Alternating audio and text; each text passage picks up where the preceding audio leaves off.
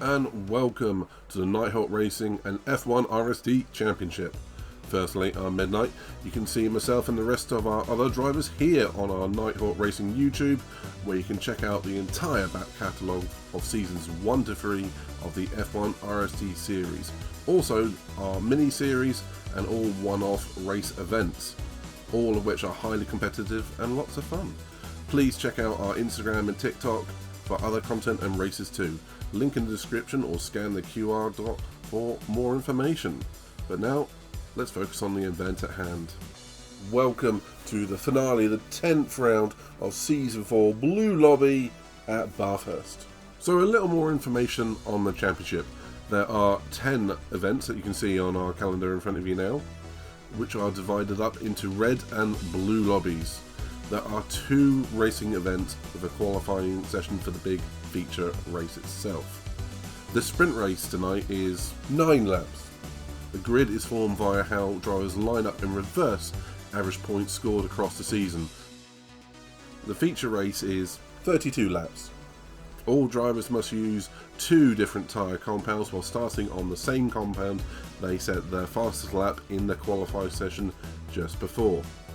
As a reminder, the blue lobby has all driver aids switched on, such as traction control, ASM and ABS, whereas the red lobby has all of these disabled with the exception of ABS for that true hardcore driving experience to really challenge our drivers.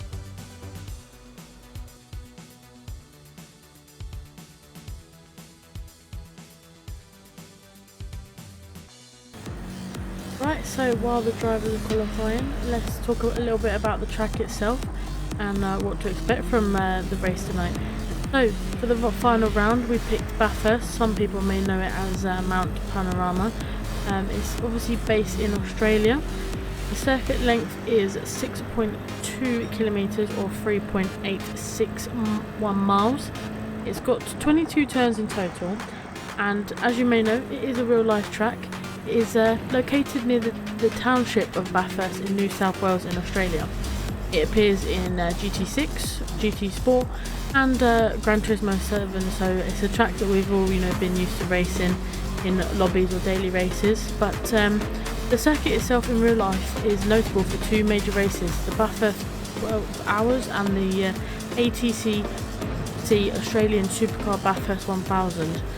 So definitely some notable major racing events take place here, which I'm sure we've had the privilege to see on the telly or some people in real life. Lucky them. I'd love to go over to Australia and watch that. But talking about obviously how difficult this track is, obviously it's very kind of uphill and downhill sections. The undulations doesn't bode well for the cars sometimes. You can unsettle the cars if you go just that little bit too fast in some of the sectors, and it's a very unforgiving track. There's not a lot of room to make errors with the walls, the sand, and especially those barriers. But let's go check back in with everyone. Let's see where they qualified, and hopefully they're gearing up for the final race of the series.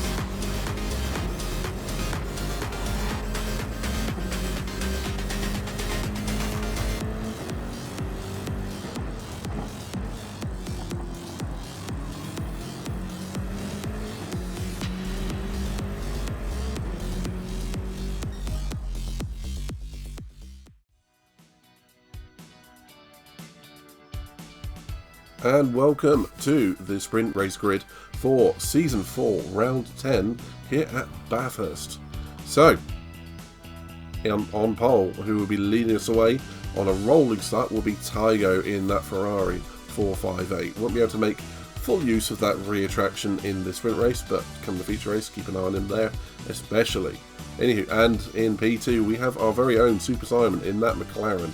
I believe it's his first time racing around here, so good luck to him. A very tricky track to learn, but hopefully he has fun with it.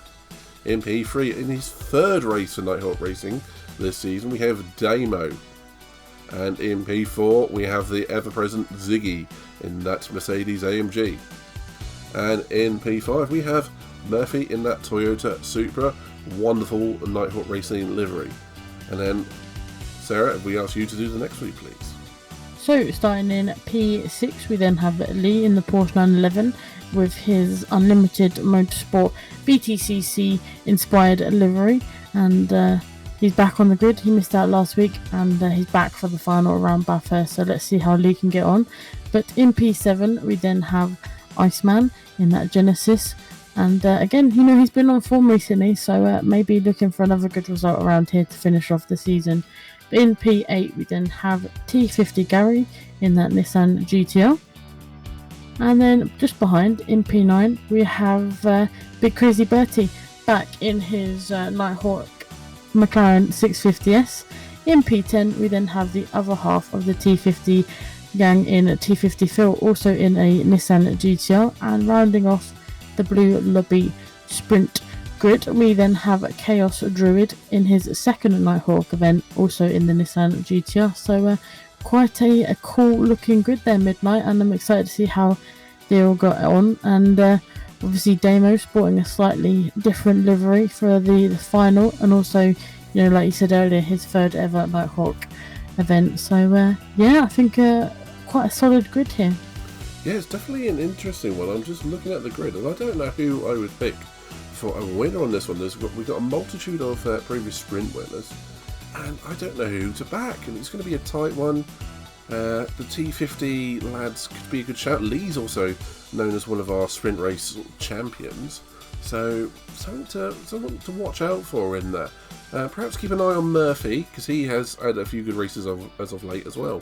So interesting one, Sarah. Anyone that you're going to be putting up for a potential podium or race victory for this one? Like you say, I think obviously Lee is in with a good shout.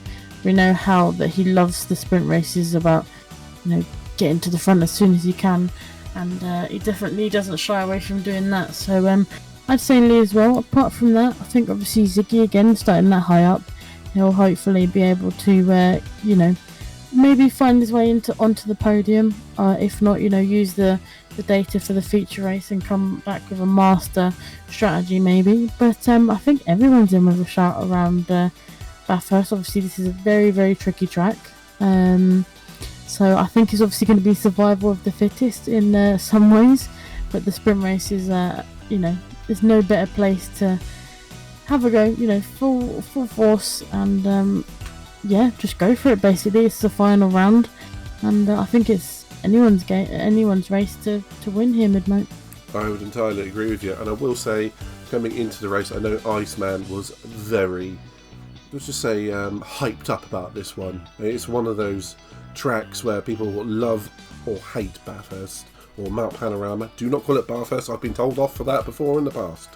So all I can say, as long as they've enjoyed it, that's all I care about. But ultimately, they're going to be wanting points and podiums and wins. So let's see what happens here in the Blue Lobby, Sarah. Yeah, let's do it. Alright, so joining us in the final round 10 of the F1 RST Season 4, and we've got Tygo about to cross the start finish line for our sprint race round here. We've got quite an interesting grid today, Midnight. We've got Tygo leading us off, Simon not too far behind. We've got Damo, Ziggy, Murph, Lee, who's already looking to go to the inside of Murph, but thinks slightly better of it, getting a little bit of grass, but he looks like he's got a good run on Murph here, going up the hill into our second corner. But looking just further ahead, with Tygo's got a lightning start in that Ferrari, Midnight.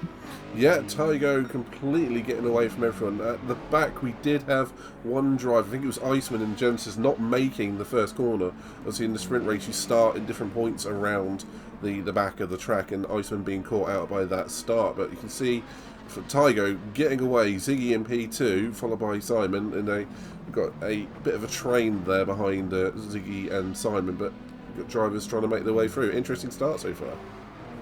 Yeah, and Lee just being able to make a move into that tight corner on Damo in the Supra. Looks like he's going to go for a move on Simon here now, and he does. He gets past that McLaren 650S, and he's on the chase for Ziggy, who's got up into P2.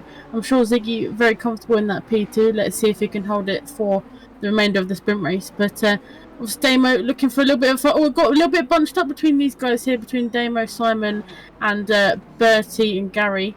Looks like obviously those top three are trying to break away while the rest are trying to get through this very difficult section going downhill. A little bit of bumping with a few of the drivers here. It does look like they're all coming together through this really tight section. Obviously, I think most of them got away without damage, but something to be careful with in the feature race for sure, Midnight. Ooh, Druid, late move there on Phil. You might be happy with that one. I think Phil ended up in the wall. But yeah, that tight section, as Murph now is going for a move on Simon down the back straight. Yeah, that tight section, if you get one car behind another, it's basically single file, and all the drivers did pretty well to get through there without any major damage, it would seem. But Lee and Ziggy making a break for it out front, chasing after Tygo. Pretty good so far from all the drivers, I feel. It's worth stating we're not seeing the liveries from Damo or Druid on the cars today, but that will not cheapen the racing, I feel. No, obviously, if you do want to look at their liveries, please do check out the previous Blue Lobby video. Like I said, just a bit of a technical issue going into our final round. But like you say, won't affect the racing whatsoever. And talk about racing, Druid looks like he's going to go for a move on Murph into that first corner on lap number 2. Previous lap, I saw Simon unfortunately miss his braking point into that final chicane, which has dropped him down to P11. But obviously, first time around this track, Midnight probably for Simon. It's going to be a steep learning curve for sure. This track can bite. Yeah, it really, really can bite. It's all the way from turn 3 down to, I think it's like turn 19, is very much single file, like a high-speed Monaco out back in Australia. So yeah, it's a very, very tricky track, and it's one of those tracks a lot of the drivers adore. Personally, not one of my favourites, but then again, wouldn't be very much fun if we were all the same, but you can definitely see a couple of drivers loving it out front at the moment. Tygo taking off like a scalded rat on lap 1, although he has had a spin, unfortunately, and he has dropped the lead, dropped down to P3. Big damage coming around the left-hander there before the chicane. That's unfortunate for Tygo, but he's still running on the podium at least. So just us talking about the track biting, unfortunately, obviously it did bite Tygo, but it hasn't dropped too far back, and obviously the damage will repair itself. But obviously you've got Gary there hot on his tails with Bertie as well. Obviously Bertie recently, especially in these kind of final few races, has been on the form of his life in that Mclaren, so I fear that he's going to try and get past Tygo as soon as he can and bring Gary with him. But the previous lap, we had a little bit of a ding-dong with Murphy and Phil. Obviously, that's dropped Phil to P9. And Iceman is still playing a little bit of catch-up here after that Turn 1 incident. But he's not too far away now. You can see the kind of the gaggle of drivers in front. And it looks like Chaos Druid has gone straight onto that corner and he's into the sand. Looked like a rocket ship there going over the corner there. Just unfortunately, maybe potentially missing his braking point. But I'm sure he'll be trying to get out of that sandpit. I don't think he's here to build sandcastles, Midnight. No, quite right. That's the last place you want to be as well. But I have a feeling that was due to contact from Murph coming around the final right-hander before that chicane. But it doesn't have to be big contact around here. It can just put you off to where you would normally brake, where you would normally turn, and then you ended off in the old kitty litter building sandcastles. So unfortunate there for Druid, who looks like he was making progress up from the final row of the grid today. But we've got some more moves going on. Damo being challenged by Iceman, who's recovering after that basically lap 1 mini incident that he had. Ziggy has had a little bit of a half spin coming out of that. I think it's turn 3. It might be, but that has promoted Lee into the lead. Unfortunately, Ziggy having a little bit of a half spin, like I say there, which has given Tygo back the P2.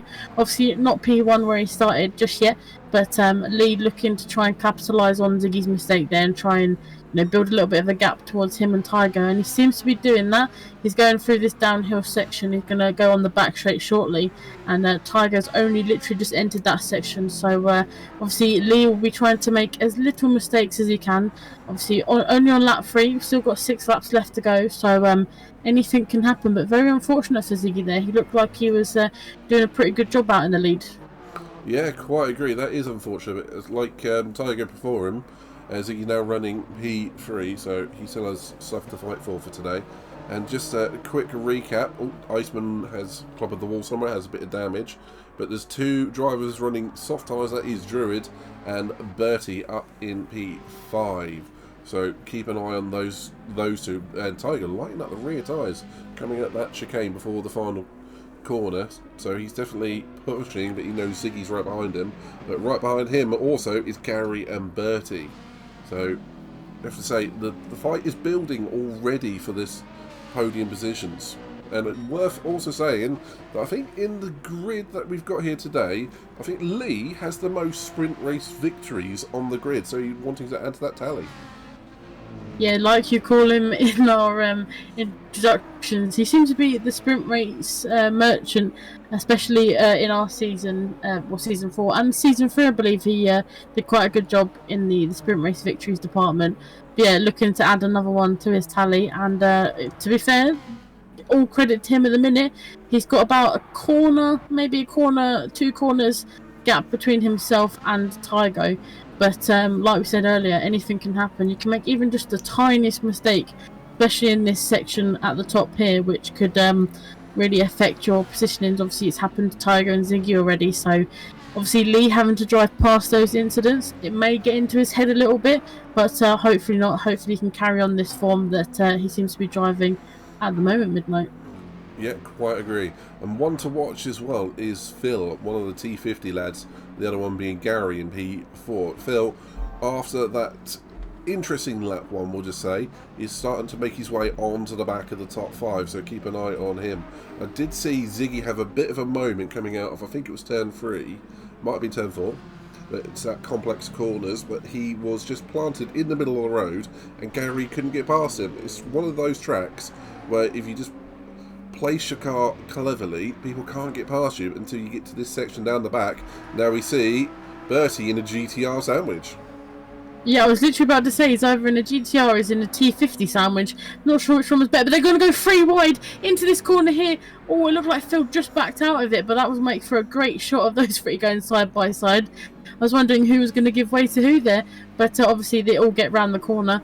Bertie promoted into P4, maybe potentially braking a little bit later than the 2 GTRs, capitalise on those, obviously those soft tyres, which may be looking a little bit worse for wear at the moment. Obviously everyone else choosing to go on the slightly harder compounds of the mediums. Bertie on the softs. I believe he's our highest soft runner at the moment, and as you can already see, obviously there's quite a big chunk out of those soft tyres already. And talking about T50 Phil has just overtaken T50 Gary into turn 1, Midnight. Yep, and I can imagine that was probably planned by the 2 of the T50 gents, but you can see Gary thinking about, is he thinking about making a move on his teammate? No, not today, but I would imagine that they have a plan and they're sticking to it. So Phil making his way up to P5 and Gary falling in directly behind Phil, so and then he'd be setting off after Bertie. Now Bertie's got a bit of a unique problem. Like you said, he's on those soft tyres. He's got to really make use of them before they drop off a cliff. I don't mean the cliff on the side of Bertie to the left right now. So yes, and the 2 Supras coming together, unfortunately. It looked like Murph and Damon had a bit of a coming together, just coming up to the top of the hill into that turn 2 complex, and Damo receiving a little bit of damage from it. I'm sure, I don't think he'll be thanking Murphy for that one. It did look like the 2 kind of, simple equation. 2 doesn't go into 1 corner. Trying to fit a square thing into a round hole, and unfortunately they just came together. But it looks like Bertie may be on the back foot with T50 Phil, as T50 Phil has gone out to the side. He's looking for a good run on Bertie here. They're side by side. Currently, it doesn't look like the GTR is able to pull away from the McLaren, as the McLaren's just edged forward just a tiny bit. They go round the corner side by side, but obviously having that inside line is able to defend from Phil here. Although Bertie picking up a little bit of a grasp, which brings Phil back into the equation, and looks like it's going to be a very interesting lap 6 from these 2, Midnight. Yeah, it does look like the McLaren just has the edge on the top speed, which makes it very, very difficult for Phil. But Bertie's also got those soft tyres giving him the grip, but it looks like they are just starting to wane a little bit, because now it looks like, yeah, Phil has gotten through on the main straight, the pit straight, before turn 1. So it does look like Bertie's going to start to struggle just a little bit as lap 6 begins. But now he's going to have T50 Gary for company as well. Yeah, obviously, I'm not sure if Bertie likes the T50 sandwich that he's currently in, but seems to be doing quite well so far. Obviously, on a slightly different kind of driving style to the two GTRs. The GTRs you have to brake a little bit earlier, but you're obviously very comfortable on the brakes, is able to brake a little bit later. So he'll have to try and capitalise on that. He seems to be a little bit closer to Phil than he is Gary at the moment. But it looks like the two GTRs and the McLaren are catching up to Tygo and Ziggy just in front. And this could obviously be quite an interesting next few laps. So we've got 3 left. This could be probably a 5-6 car battle for the podium here, Midnight. Yeah, I think you're probably right, and I'm just checking in on Lee as well up front. He's basically just sodded off, and that's exactly what you need to do. He's driving beautifully here today at Bathurst, clearly likes the track, was just completely in the groove, and he's leaving the guys behind him to fight over the position. So great driving from Lee, and it does look like now Tygo and Ziggy have now got, T50 Phil for company as well. So this is where it's going to start getting tricky for a lot of the drivers. But just looking a little bit further back, I believe a lot of the drivers are starting to space out a little bit more now, with the exception of Damo and Druid. But Druid's tyres are going to start to feel the pinch anytime soon. But looking at that battle for P3, oof. Did Bertie have a little incident somewhere?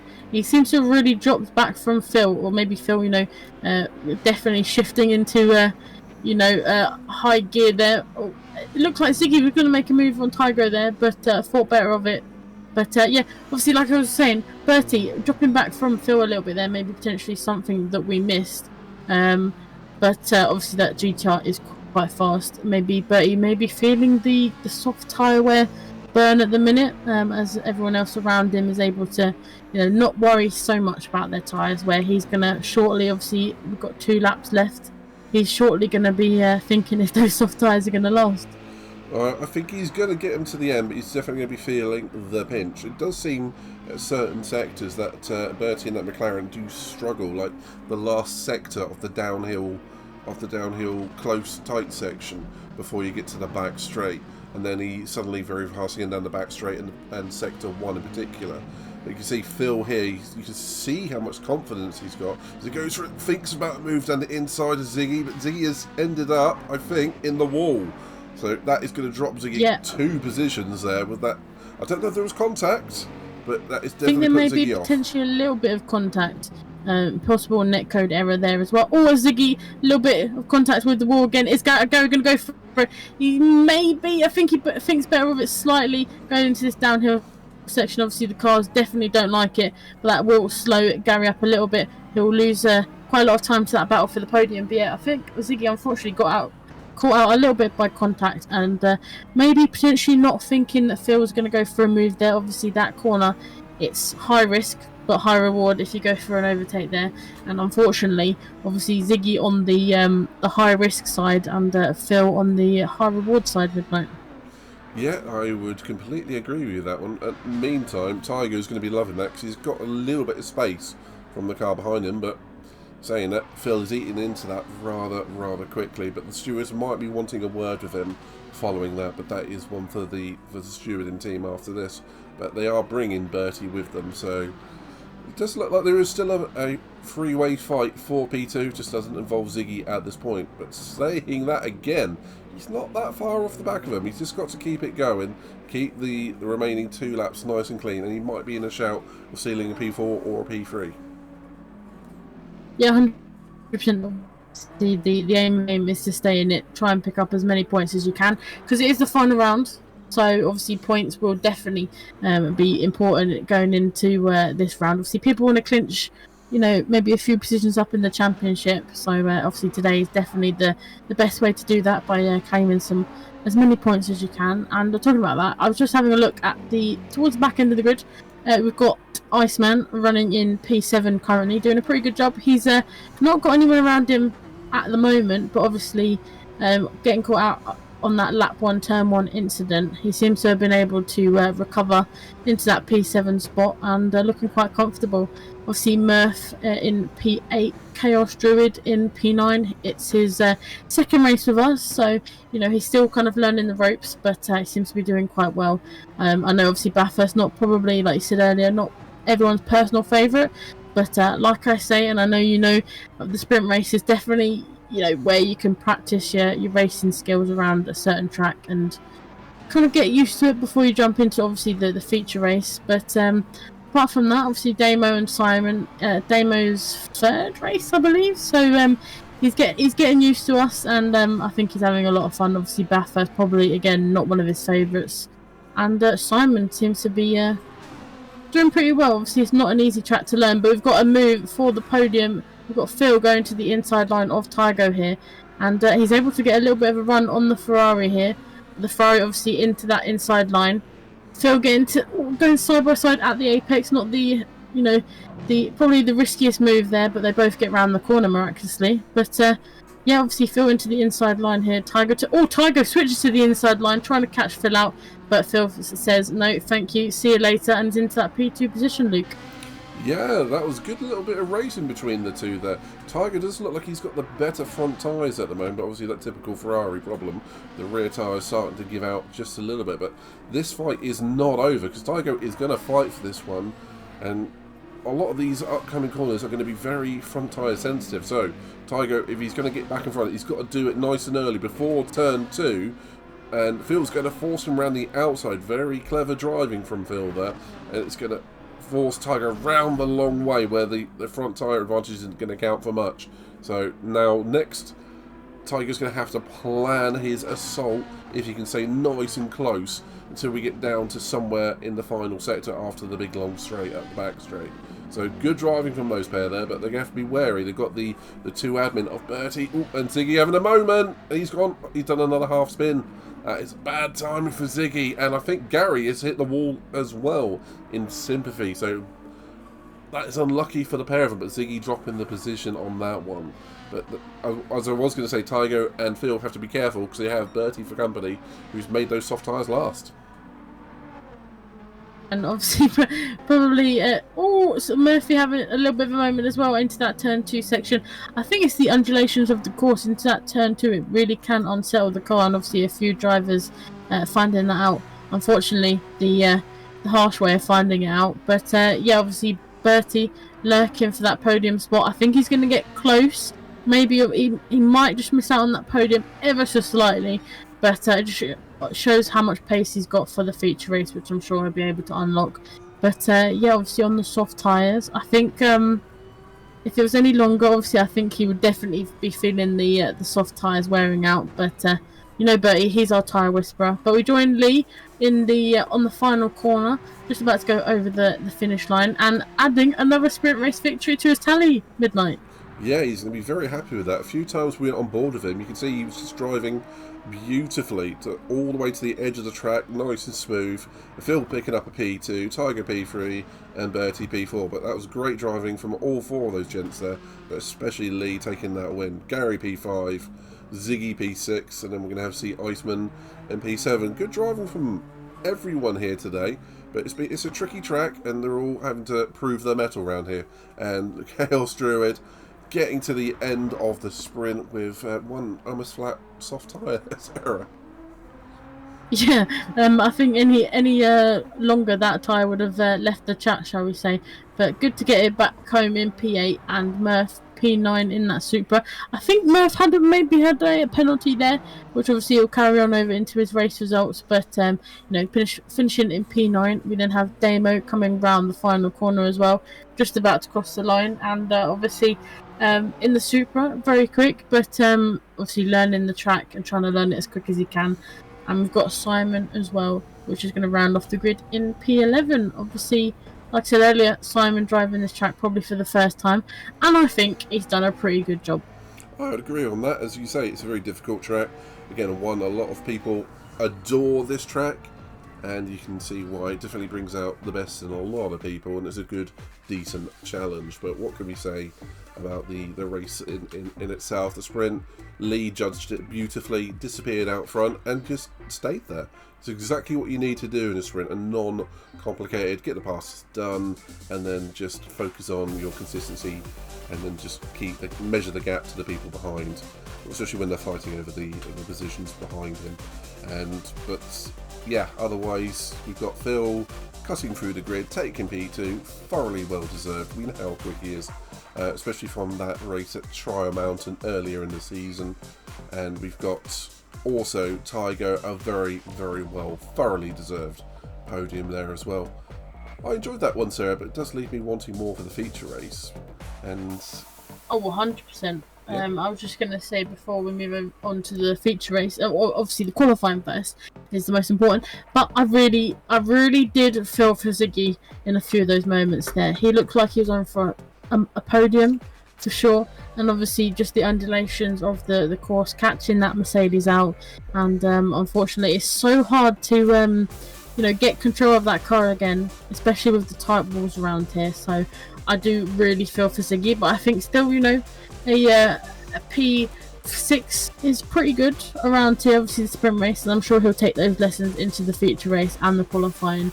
But as well, Bertie, just so close to the podium.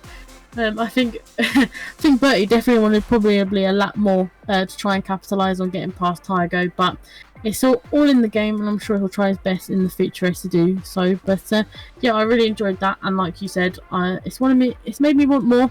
So I think we should go and check the qualifying and then on to the feature race.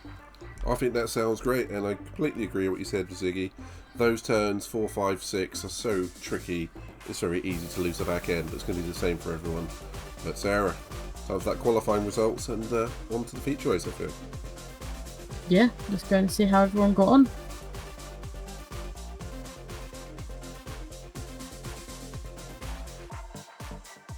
You join us after the qualifying session around Mount Panorama, also known as Bathurst, some people may know it by.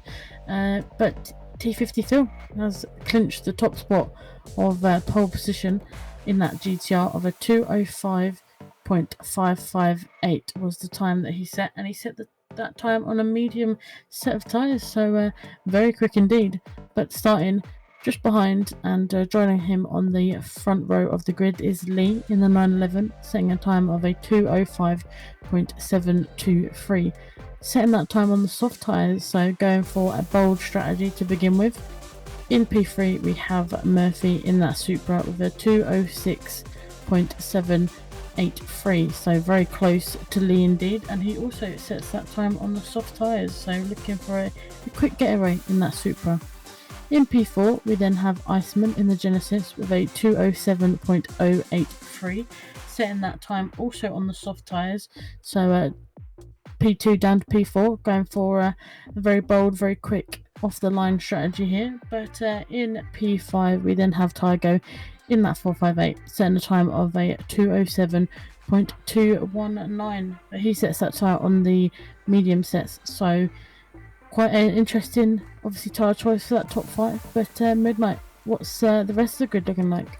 Well, I can tell you, Gary in 6th on the 2:07.453 on medium tyres. So that GTR going to go the distance, and he's going to be quick, as we know, particularly towards the end of the sprint race with any tyre wear. Then we have Chaos Druid in his second Nighthawk Racing F1 RSD race on a 2:07.512, also on medium tyres. Then in P8 we have our very own Ziggy Star Biladerada in obviously P8 2:07.660, the sign of the devil, helping and guiding him to that one, to the top 10, also on medium tyres. Then P9 we have our very own Big Crazy Bertie on medium tyres, but a 2:07.756. I actually thought he might try soft tyres in that McLaren, but he's obviously chosen to play it a little bit conservative, but sometimes that is what you need to see how it works out for him. And in P10 we do have Damo, who is trying it. He's going for those soft tyres with a 2:11.072. Then we have Simon in that McLaren 650S on a 2:18.532. So a bit of a mixture of tyres in the second half of the grid, Sarah. So I've got to ask you, Sarah, who are you watching for this feature race here at Bathurst for the finale of Season 4 Blue Lobby? Now that is a good question, and I'm not quite sure how to answer that, because obviously I think everyone setting some really good lap times. especially that top five, they're very close to each other, even on different sets of tyres. So it's going to be a close one for sure. It's all going to be about strategy, survival of the fittest, basically as well. Obviously, because we all know the walls around Bathurst, they definitely hurt when you hit them. So we'll be definitely trying to keep out those walls for sure.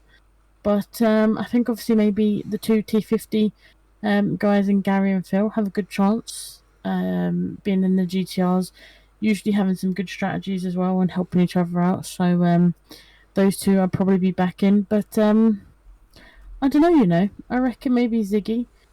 He's raced with us around Bathurst for quite a while now, so maybe he's cooking up a storm, shall we say, and maybe he'll surprise us in the final round of the season. That would be, I think, the icing on the cake for Ziggy if he can get a good result around here. But I'm going to keep my eyes peeled for everyone because obviously it's go big or go home. We're in the final, so points makes prizes, Midnight. You're not wrong. You're not wrong at all. Personally, I'm going to keep an eye on a couple of drivers. The T50 guys have had a lot of...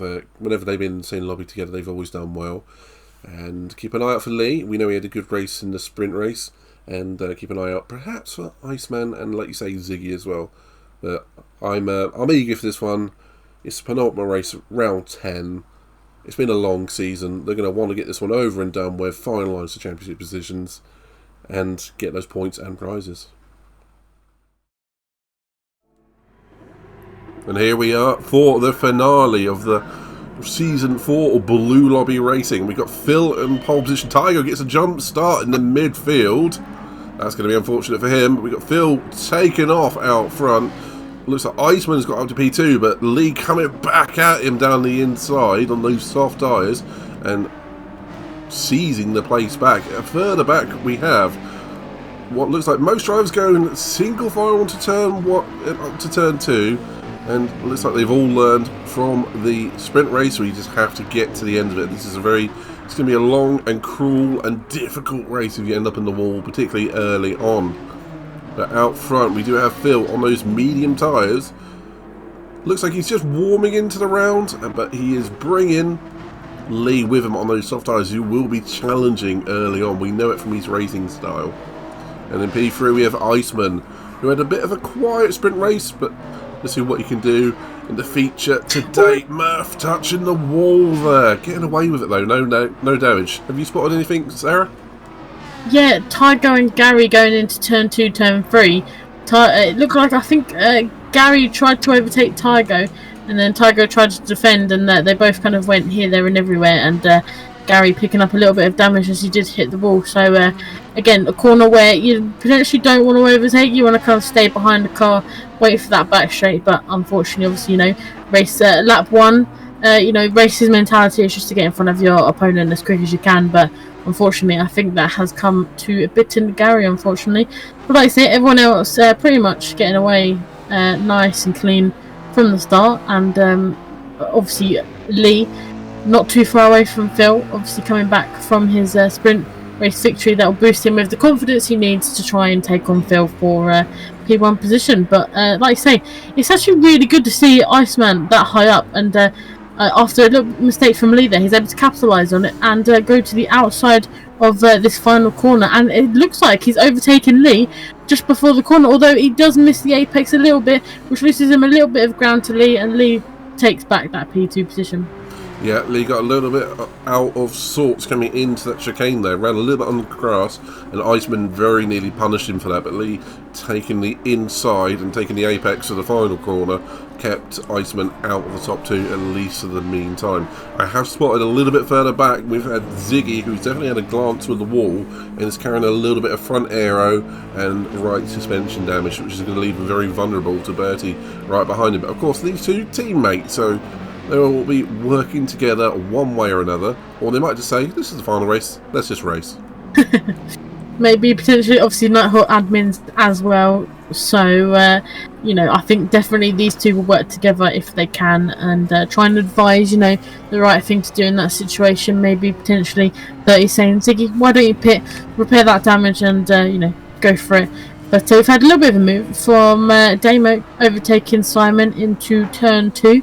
and obviously Damien running P10, Simon in P11. So a battle between these two are brewing at the moment, but like you say, obviously the Nighthawk admin are going at it a little bit. We've got the two GTRs of Druid and Gary. Looks like they're about to have a little bit of a battle. Obviously, that Gary did lose that position to Druid because of his incident with Tygo. So he's trying to look, maybe in the inside of Druid in the next few corners, try and gain that position again. But it looks like Druid is having a better feature race start than he did sprint race. So I'm sure he'll be looking to capitalise on that. Yeah, he's definitely learned from the sprint race as well. He's not gone for those medium tyres over qualifying and into the feature. He's onto mediums rather than those softs. But he is carrying a little bit of front end damage. Yeah. So he's had a little bit of an excursion somewhere, and it's obviously going to be hindering him down the back straight. But just something I've noticed, Gary, who was right on the back of Druid all the way through the uphill section, as soon as it went downhill, he suddenly started to struggle. I have a feeling that that front right damage is really causing him handling issues, particularly in that downhill section. So it'd be something that anyone picks up damage is going to have to be very aware of. We've got Tygo with damage as well now. It's like obviously on to lap number 3 now. Obviously this first stint for everybody, picking up a little bit of damage. Obviously, I mean the first stint you kind of get away with it. Obviously you're going to have to pit at some point. Some people with a little bit more damage will have to potentially pit a little bit sooner than what they really wanted to. But I think obviously at the moment, no, it's not going to affect anyone's race as such at this stage. But potentially you don't want to pit, then get some more damage. So I'm sure the drivers will try, see the error of their ways, maybe not push it as hard in this very tight section with the two walls either side. Though saying that, for the majority of this track, you've got two walls staring down at you. As I joined Simon, who had a little bit of a crash going into that turn 2 section. So, like I say, obviously drivers being caught out by the walls. It looks like Ziggy's getting on the back of Druid, and somewhere Gary has overtaken Druid. We've missed that, but obviously the two GTRs are swapping around, and like I say, obviously both of them causing damage. Murph is round in the downhill section. It's going to catch quite a few drivers out. Oh, it looked like he just ghosted in time for Bertie, as Bertie drove right through him. That could have been a bit dangerous there, Midnight. Oh, and Druid's dropped it coming out of that section as well. Yeah, that's unfortunate. I was about to give Murph a big compliment, say he's running high in 5th place. The problem is, as soon as you relax around here, you can easily end up with a half spin and into the wall. And Murph carrying massive damage. I think he's going to have to come in the bits. It's going to lose him far too much time to continue circulating. But he's going to be a little bit fortunate. He's running on soft tyres. He can probably go to medium or hard tyres and run a very long middle stint. So it's not going to ruin his strategy, but it isn't going to help. But we did catch ever so slightly up at turn 3 earlier in the lap. We did see Druid light up his rear tyres, and Gary did get past him that way. Obviously that was a little bit negated by the later spin from Druid as well. So all happening at the moment. A lot of drivers look like they are struggling with this track, as it will be heading towards night time, late evening at the moment. So we've got more fun in store for when the light conditions change. So all drivers are going to have to zone in and make sure they hit all those apexes in the right way and keep the car pointing forwards. I think that's crucial. You've hit the mark there. It looked like giving a little bit of a bump draft to Ziggy into the uphill section. They got incredibly close there, but obviously both braking and giving each other enough room. But yeah, it's all about your racing lines, especially around here. Obviously, I think you've got to keep your concentration up as well. Obviously, going into the dark, like you say, it will become a little bit more difficult for the drivers to pick up visual, like braking points and stuff like that. So it's going to be all about remembering where to place the car at the right moment. And I'm sure the driver's enjoying the light that they have around the track at the moment. And obviously we have got street lights around here, so shouldn't be too dark. Shouldn't be like Suzuka that we had a little bit earlier on in the season, because that was pitch black. We've got a yellow flag somewhere on the track. I think we may have missed a potential, maybe green flag again, but I'm not quite sure. It might have been Tygo. I think it was Tygo. He dropped down to P5. Ziggy right on his front bumper, so a potential little collision that we missed with Tygo on the wall there. Yeah, he is carrying front left damage now as well, so he's had another incident. It's too hard to catch all of these incidents with all the shenanigans going on, but you have to say this is going to be one of those races where it is more. This is a survival double header from High Speed Ring and Bathurst. I mean, it was named aptly as far as I'm concerned, and now see Ziggy using the power of that AMG to power past the Ferrari of Tygo there. But yes, this is very much a survival double header, and it, like we said in the run-up, this track bites, and when you get it wrong, touch a bit of grass. Tygo coming in rightly, I think, trying to change those tyres. But yeah, and that's another factor in this. In this track, it's so easy to spin in the pit lane, and I was going to mention it, but unfortunately Tygo has seen it happen to him as well, which is going to reset him. Well. Yeah, down the pit straight, and Murph has come in finally. He didn't pit last lap either. Yeah, I was going to bring that to your attention. I was going to say the people that had picked up damage, unfortunately, hadn't come into the pits. I don't know if that was a little bit trying to play strategic, seeing how how the car reacts. To a little bit of damage, but obviously Murph and Tygo there having enough, but obviously unfortunately Tygo will have to last another lap with that damage because of that pit lane incident. But yeah, I think obviously picking up damage is one thing, because if you've been practicing potentially with no damage on, or if you've been practicing in general and haven't picked up damage, then picking up damage in a race situation, you're having to kind of handle how the car reacts differently and to go into some corners on the straights as well, especially if you pick up suspension damage. I know I hate the feeling of when the car wants to pull you one side but you want to drive it the other side, so I can appreciate how difficult it is to drive around damage, especially around this track. Yeah, exactly that, and this track being so enclosed, it is so very, very easy to end up in the wall again straight after, particularly on that downhill section. There's so many left and right, changes the direction. If you're not expecting the car to do something and then the back end is let's go, you're in the wall. But I have to say, looking out front, I am massively impressed with these top three drivers. We've got Phil, who is running those mediums, which are now really in the zone, warmed up nicely, and the wear pattern is looking beautiful on them at the moment. So he's going to go, I think, a fairly substantial distance into the race. Lee driving beautiful as well in that 911. He really does love that car, and he's making it work here today. And Iceman has been one of the surprises of the season for me, particularly the second half of the season, who has really got to grips with that Genesis and made it work, and he's looked quite impressive on the track all of the time. So running P3, running very well at the moment. And then obviously we still have Gary, even with that damage, with Ziggy directly behind. Both of those gents making their way around and still running in the top 5. Quite impressive so far, Sarah. And I think obviously, especially Gary, he's trying to see if he can keep this gap to Ziggy and Bertie. Bertie giving Ziggy a bit of a tap, trying to catch up to Gary there. Good teamwork between the two Nighthawk admins there. But yeah, I think Gary, he's wanting to see if he can potentially bring that car to the end of his first stint. I think sometimes you are able to, if it's just kind of front end damage. But obviously he's got front end and a little bit of suspension damage, so it will be hurting his lap time just a little bit. But it's that kind of risk versus reward situation again. It's, do you want to come into the pits, cut your stint early, put on another set of a different tyre or maybe the same, but then you run the risk of obviously picking up the damage again. So like you say, obviously once you've hit the wall once, you can probably guarantee that you're going to hit the wall again, unfortunately, because it's a very difficult track this, and I think the walls must have magnets in them, because I think everyone that's driven this track has hit the wall at least once, maybe twice. Yeah, it's so easy to do, and I've just noticed Murphy, who was making that pit stop to repair his damage, has also unfortunately picked up more damage. It's once you're out of that groove, it is so incredibly easy to make the mistake again. You see, Gary is definitely losing time to Ziggy, or maybe Ziggy's gaining time on him. You're a glass half full or glass half empty kind of person, but either way, Ziggy is a glass I'll have P full. Yeah, and I thought Bertie maybe been of a glass I'll take P5, but thinks better of it, stays behind. Obviously Bertie, I think he's racing smart at the minute. He's not going for risky moves.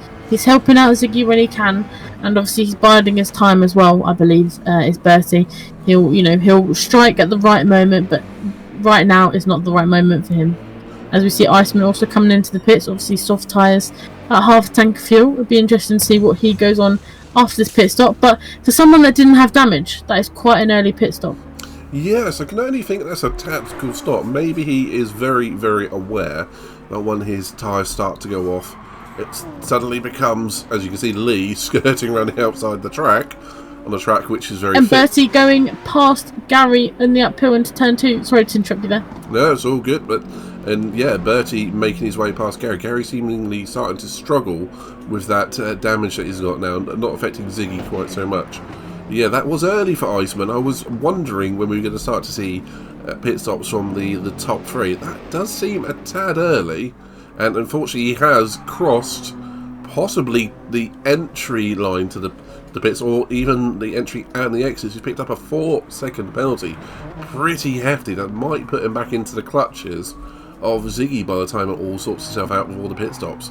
And you can see Iceman lighting up the rear tyres, not enjoying the mediums quite so much as of yet, now that because they're pretty cold at the moment. Yeah, and obviously the track temperature as well will be starting to take a dip as well. Obviously it's going into that sunset kind of weather at the moment, where it's not dark just yet, but the temperature will start to fall, so obviously we'll make that tyre warm up a little bit more difficult for Iceman. But obviously the way he burned the pits is on this back straight, so in theory he's going to lose a lot more time than 4 seconds, unfortunately. So like you say, when it all settles out, potentially obviously trying to go for that undercut, but I don't think it's going to work with that big penalty. Yeah, he's going to lose time. He's definitely going to lose time on that one. I have to say, keeping an eye on things, I'm starting to wonder I'm already thinking well ahead in the race, who our podium lot going to be at this early stage. Ooh. I'm starting to think Phil's looking tremendously strong, of course, and Lee is doing himself great justice as well. Just got to keep doing this the rest of the race, and he will hopefully come away with a great result here. But otherwise, Iceman, with that early stop, he might have, I don't know if he's jeopardising his podium, or has he just got the strategy to outdrive the car and keep himself in that podium position. But he's going to have to worry about Ziggy and Bertie. He's going to have the pair of them for company by the time they make their pit stops. Yeah, obviously with Iceman starting on the softs as well, obviously he's gone on to the medium, so that's that tyre all done and dusted. But maybe thinking potentially a couple more stops on the medium, or maybe preempting, having to pit another time for maybe another stint on the softs potentially towards the end. But we shall see. Obviously that Genesis, it can be okay on tyres and fuel, so obviously hoping that he's able to get the full potential out of that Genesis. But talking about podium people, I would love Bertie to get a podium. He's been a great team player at the moment. He's helping Ziggy out where he can to try and generate a little bit of gap to Gary behind. Obviously Bertie's probably aware that Ziggy's currently carrying damage, so he's trying to help wherever he can, obviously trying not to pick up damage himself. But obviously in this little sandwich that he's in at the moment, Bertie's in a good position. He's got no damage as yet, and tyre's not looking too bad, only about a quarter worn on that right hand side. So I don't know, I feel like Bertie may be cooking up maybe a master plan here, or just like I said, being a great team player. Obviously lost a little bit of time in that section there, or Ziggy's press the nitrous button and wants to get a little bit of clean air for a little bit. But yeah, I think it's going to be interesting to see who can get on the podium, because obviously a lot of people with that damage, it will be, I don't know, it maybe potentially, I don't think the damage it will have that much of effect, because it's that thing, if most of the grid are running with damage, then it kind of, I guess, levels the playing field a little bit. But I think that's towards the end that we'll see if the damage has affected anyone, because obviously Gary, he's still steaming ahead with that front end and suspension damage, so obviously not affecting him too much at the moment, Midnight. Yeah, I would agree. I'm just, it's curious though, because it does look like Ziggy has found an extra gear. He's starting to pick up his pace a little bit, and he is starting to pull away from Bertie. Like you say, Bertie definitely running a bit of a team game on this one. Perhaps racing smart and saving a bit of fuel, knowing he'll probably jump Ziggy when Ziggy repairs his damage. But you have to say, Bertie and Ziggy, the Nighthawk Racing spinneroonie, team, which is a great name, I have to say. They're definitely working together and doing well. However, I'm still surprised that these pair, they got past Gary, who has been pretty damn impressive the last few races, and it just seems like Ziggy is just managing that damage just a little bit better than Gary at the moment. But it'd be one of those things, post pit stop, we have to see where they end up on that raw pace again. And just having a quick look around, Lee looks like he has to be in this lap, surely. He's taking those soft tyres as long as they'll go. He's definitely using the full potential of those soft tyres, and I think he's done a pretty good job. Obviously, starting on the softs, he's able to get himself into that P2 position and run away and enjoy a little bit of clean air. I can see Simon just in front of him now. It looks like, yeah, Lee is pitting this lap. I think that's a good decision. Obviously, being nice and careful, slowing right down for this very tricky pit lane, which obviously we've seen catch a few people out so far. But yeah, obviously Bertie finding a little bit of pace again, getting towards closing that gap towards Ziggy again. But yeah, I think obviously going back to Ziggy, like you say, maybe potentially managing the damage a little bit better than Gary, or Gary, where he's settling into the race. That damage obviously is probably having a bigger effect than what we can see on his lap times. I think obviously, as you see, the fastest lap time of 2:06. I think Gary currently is running 2:10s plus. So I think obviously Gary playing the slightly longer game, shall we say, and seeing if he can bring that damage into his first pit stop, which obviously we see Lee coming in potentially for a full, that looks like it's going to be a full tank of fuel and maybe a change of tyres. So Lee will have to work his way back up onto that podium position, but seems to be on good form to do so. Yeah, I entirely agree. We'll check out Lee in a moment. I was just keeping on board with Phil at the moment and just looking at his driving style. It's incredibly smooth around this track. We often see most drivers taking 3 or even 4 bites at some corners. You see Phil move the wheel once and once only. It's paying complete dividends on his tyre wear and just raw pace. I mean, he is on the medium tyres, still has that fastest lap. So Phil driving beautifully here today. But you have to say, particularly these top 4 at the moment have been doing very, very well. And we have to check out Iceman, who has jumped Lee somewhere. But that must be due to the fuel difference. I don't think, yeah, Iceman must not have took on as much fuel in that first stop as Lee. Or, do you know what, saying that? I'm not sure. Because it was a few laps ago that Iceman stopped. Maybe he did take a full tank, and he has just undercut Lee dramatically there. Lee gone to the hard tyres, so he's thinking a mammoth middle stop there. That's thoroughly interesting from Lee. Interesting. By the time I go into that very top of the hill section, he jumped across the sand and the grass, and I think that did catch the Ferrari driver out a little bit. But yeah, very interesting. Obviously, I think Iceman pitted laps 7, I want to believe, or 6 or 7, because obviously you said that he was quite early for someone that didn't have any damage. So yeah, potentially maybe pitting earlier was the best decision. We shall see. Obviously, like you say, Lee thinking a little bit more longevity into the race at the moment, and hopefully that Porsche can bring him a little bit further into the race. And yeah, but very, very interesting strategies are coming out at the moment. Obviously, like you said, the top 4 that we have currently are yet to pit. Obviously, Iceman not too far behind Druid at the moment. Lee having pitted. I think Tygo finally pitted, obviously after not being able to gain entry on the first attempt. And obviously a few drivers repairing some damage, as we see Simon moving out of the way for the top 4. Great awareness under blue flag conditions. I've always got to praise Simon.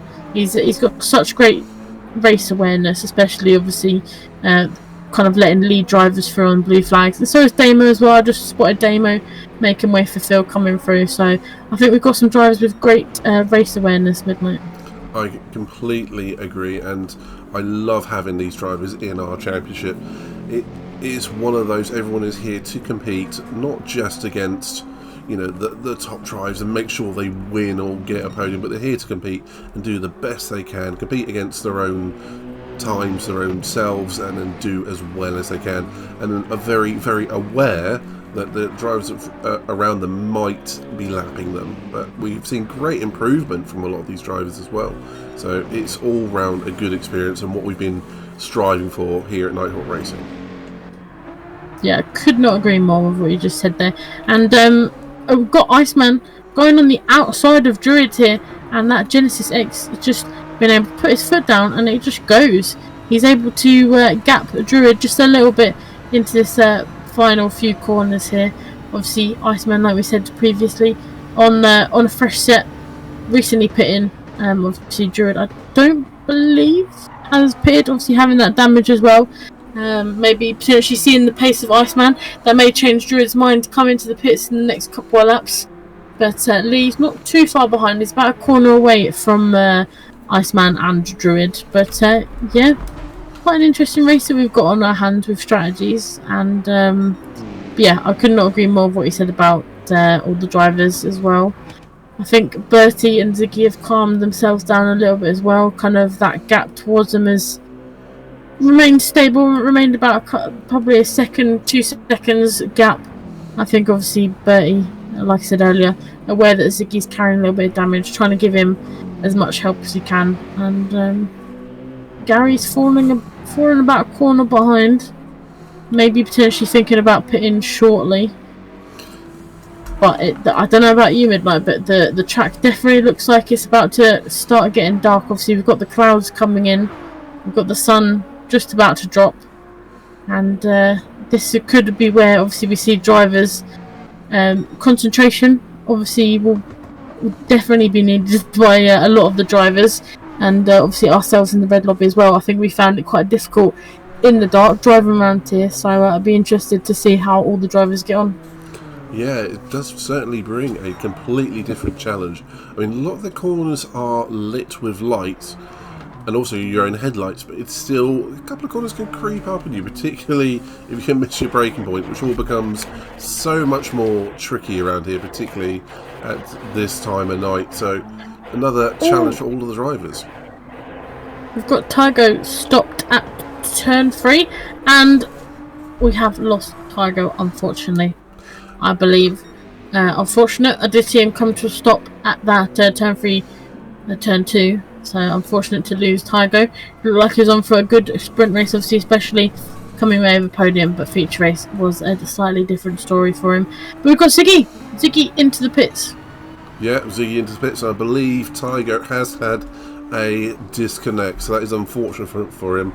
He did have a great sprint race, a very entertaining one, but a little bit more of a difficult feature race one way or another. So unfortunate to lose Tygo. And we've seen him a fair few times this season, and it's been great to see him every single time.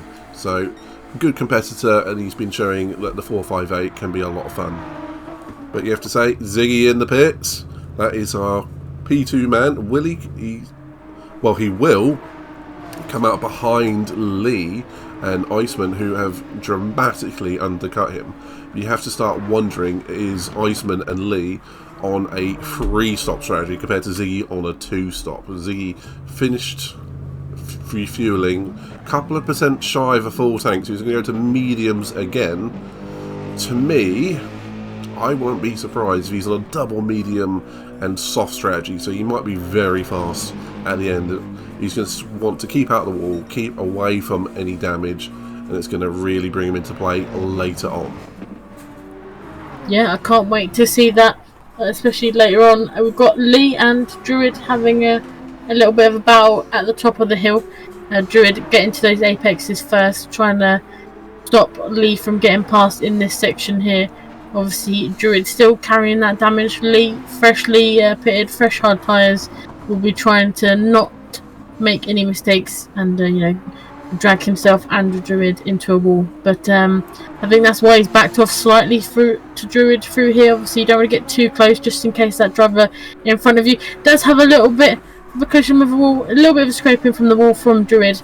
Didn't catch Lee out this time, but they go Lee into the slipstream of Druid in this back straight. He's already pulled out looking to try and get past that GTR before the corner. And it looks like the Porsche is about to sail past that GTR. Obviously, the GTR carrying damage. And just goes to show you, when you do have damage and you're up against a car that's been freshly repaired or freshly fitted with a bit of rubber, there is no comparison. Yeah, and not to mention Druid carrying that little bit of damage as well, meant he was slow on the straight. That's not going to hold. Oh, Druid coming into the pits. We do have Bertie in the pits as well. So this is now the time for a lot of drivers thinking pit stops. Here we go. That was a good move from Lee, stuck on the back of that GTR and just made it work. So kudos to Lee on that one. Just having a look around the fields, we do see both Bertie and Druid pitting. We do have a lot of drivers who are running very, very light on fuel, including our leader, Phil, and Gary, who is taken P2 at the moment, who I think will fall behind perhaps a little bit further than Bertie and Ziggy due to their pit stops already being completed. Got in front of Ziggy in the pit stops. Yeah. And he's gone to the soft tyres. Aggressive strategy from Bertie. Interesting. He has short field attack, which is why he's so far ahead. Also didn't have to replace any parts with that, any damage, but that is significant. Bertie switching it up and deciding he's played the team game for the first. He's going to go now. He's like, I want to go. Obviously, Phil jumping over the curbs into the pits now as well. Kind of fine, or cutting it perfectly with 3% fuel. I'm sure Phil will say that he cut it to perfection. But obviously that will promote T50 into our lead at the moment. He's around that back straight. And maybe the two T50 guys coming out side by side potentially. But Iceman back. Lee somewhere. Lee has had a bit of an off. Unfortunately, I'm not sure if he's picked up any damage because of that. But unfortunately, obviously not what Lee wants. He has got rear end damage and rear suspension. I was talking about him earlier making no mistakes, but it looked like the track just caught him out there. And obviously we haven't seen rear damage as yet, or solely rear damage. So it looked like the car had a little bit of a half spin and into the wall midnight. Yeah, that damage does tend to say that he's had a spin and gone in somewhere backwards, which is pretty well. He's done well to do that, to be honest. Or someone has collided with the back of him, but we're not aware of any incident, so it would tend to lead to having a bit of a whoopsie on the downhill section, which is so easy to do, particularly when you go to those harder tyres.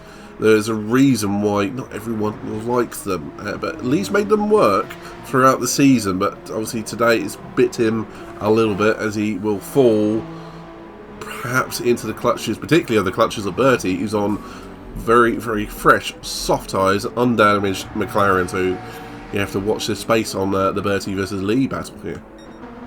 We definitely do, and it looks like T50 Gary has jumped Ziggy in the pits as well. Gary also going for a very short fill and soft tyre, so mimicking the strategy of Bertie. Interesting. We are seeing strategies which I didn't think we were going to see come into play, but it does look to me like Ziggy is looking strong despite being behind these. So he's on the medium tyre, which will outlast the softs, and he's got a lot more fuel. So Ziggy looking strong, but we're going to have to say Bertie and Gary are going to be looking fast at this point. And it's worth saying that Phil did pick up a 4-second penalty, which I'm guessing again was the pit lane entry and or exit. So that will blunt his pace a little bit, but I think he's got enough of a cushion not to worry, particularly with Lee having that incident on the previous lap. So Phil looking strong, looks like he's just got to keep going and he should have P1 wrapped up, but who knows, he's going to finish 2, 3 or 4 at the moment. It's somewhere between Iceman, Lee with the damage, very rapid, Bertie and Gary, and then Ziggy again looking strong. That top 2 to 6 looking like it's going to be an interesting race all the way to the end. Yeah, I think that's the best way to put it. Obviously at this point it's definitely all to play for. Like you say, I think that Phil had definitely just enough of a buffer to keep himself in the lead, and I think obviously that just a testament to Phil. Obviously in that first stint he was able to get away and stay in the lead for quite a long time. So obviously it just goes to show when you put your foot down, you stay in the lead and you don't get into any trouble, it will help you out if you do get penalties and you do get a little bit of damage that you have to repair. But yeah, I think obviously Phil doing an impeccable job so far. It looks like we had a little bit of blue flags for Damo and Gary. Damo letting Gary in to round the corner in that first corner in the inside. But yeah, having a look, obviously most of the drivers have pitted at this point for their first stints. So this will be part of the race where we see kind of drivers space out a little bit, obviously settle into the groove, especially into their second stint. And I'm sure the drivers at this point will be trying their best not to touch the walls. Yeah, that's really, really key right at this time. And like you say, most drivers have had the first and some even their second stops already. My eye goes to Iceman, who just about pushes the limit there with track limits and life going on the grass. So got away with that just about. And yeah, I'm wondering what his strategy is going to be. I'm still starting to think he's on a free stopper. Lee might want to think about adjusting to a free stopper, get off those hard tyres, and then just go soft and or mediums all the way to the end on a bit more of a sprint style. It depends how much time you lose with the damage. I mean, if his lap times are relatively consistent, he might consider just not bothering. We'll have to wait and see. Otherwise, yeah, potentially maybe pulling out a Gary-like strategy, carrying that damage into his next pit stop potentially. Entirely possible. I have to say, Gary does look like he's starting to zero in on Bertie a little bit. Bertie did go purple in the first sector. But that GTR looking extremely rapid from the top of the hill downwards. So we have to wait and see who sets the fastest lap. In fact, I think Bertie, I don't think he's had a particularly good middle sector there. He was a second down on his fastest time. And that obviously says to me he's had a bit of a moment coming over the crest of the hill, perhaps. Potentially, and it looks like you say, Gary homing in on Bertie a little bit there as we join them on just about to be lap 17. I think Bertie will just stay ahead for this lap, potentially. It looks like he's got a little bit of a buffer at the moment, not a lot, but obviously I think Bertie will be aware of that. But about a couple of corners behind there is Ziggy, so if these two tangle up, I'm sure Ziggy will say thank you very much. But yeah, I think at this point Gary looks in maybe potentially a little bit better a position to overtake Bertie, and maybe still that fastest lap again that he just set. He went purple again into that first sector, so maybe the softs being a better tyre. I was gonna raise the point about Lee being on the hards. I don't know if that was the right call thinking back now, because obviously the hard tyres around this track getting dark, like you said earlier. The warm up of those tyres is going to be incredibly long and painful, and I think potentially that's what caught Lee out, and he went backwards into a wall. Obviously, I think, like you say, whenever his next pit stop is, I think Lee will be trying to get off those hard tyres. I think I definitely, it's worth giving the hard tyres a shot, but maybe not around this track. I think you want the grip on this track, and maybe the hard just not providing the right amount of grip for Lee in that Porsche. Yeah, it definitely does say that the hard tyres have been a factor. As Gary getting close to the wall on a number of occasions there, chasing down Bertie. Yeah, that is entirely a possibility with Lee. Maybe the hard tyres catching him out, as you can see him just in the distance beyond Bertie. So E3, 4 and 5 all in a row now, and obviously approaching the final chicane. So this battle here is building as well, but Bertie was a full 1.7, 1.8 slower on the last lap than Gary, and I believe that was to do with a little bit of maybe a semi or half spin from Bertie. But at the moment we do have these two coming into the final corner. Lee just ahead, who is lapping in the 209s with the drivers behind him in the 206s. So you have to say those hard tyres not working out for Lee. Maybe he was worried about the tyre wear, but who knows at this point that it's not working for him at the moment. And I have sadly noticed we have also seen Ziggy pick up some more damage on that front right, but he's still running in the top 6, and he's still got very consistent pace, 207.8 with damage. That is actually outstanding pace from Ziggy there, despite that damage.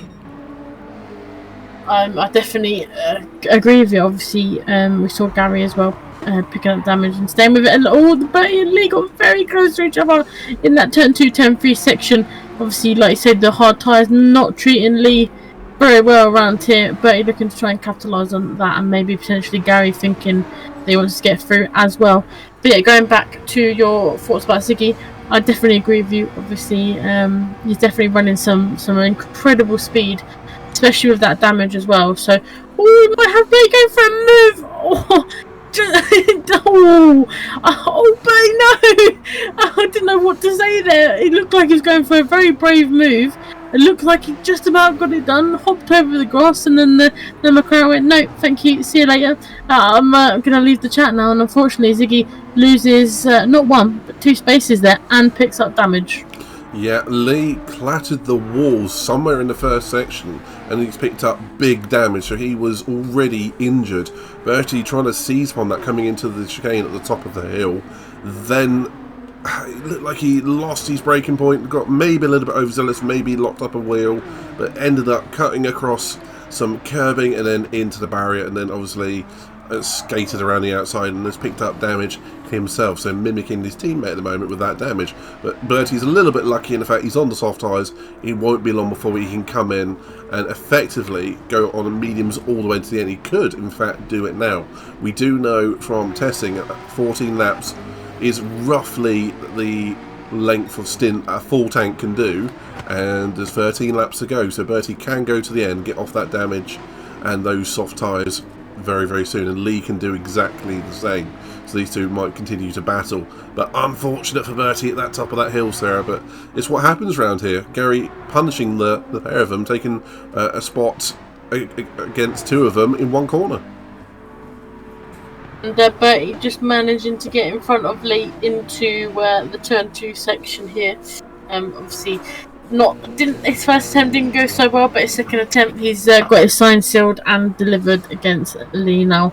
But like I say, I think you've called his probably strategy perfectly now at this point, where he's on the softs. You'll have to pit shortly. He maybe potentially won't. He'll lose a few seconds to the drivers around him, but not a lot, shall we say. But it looks like Phil as well, obviously having to come into the pit shortly again. Obviously getting up those softs and definitely in desperate need of fuel. But I think obviously full credit as well. I definitely want to mention Ziggy. He's like I said, he's running quite a lot of speed around here, especially with that damage. And I reckon Bertie Ziggy may be on for a really good result here.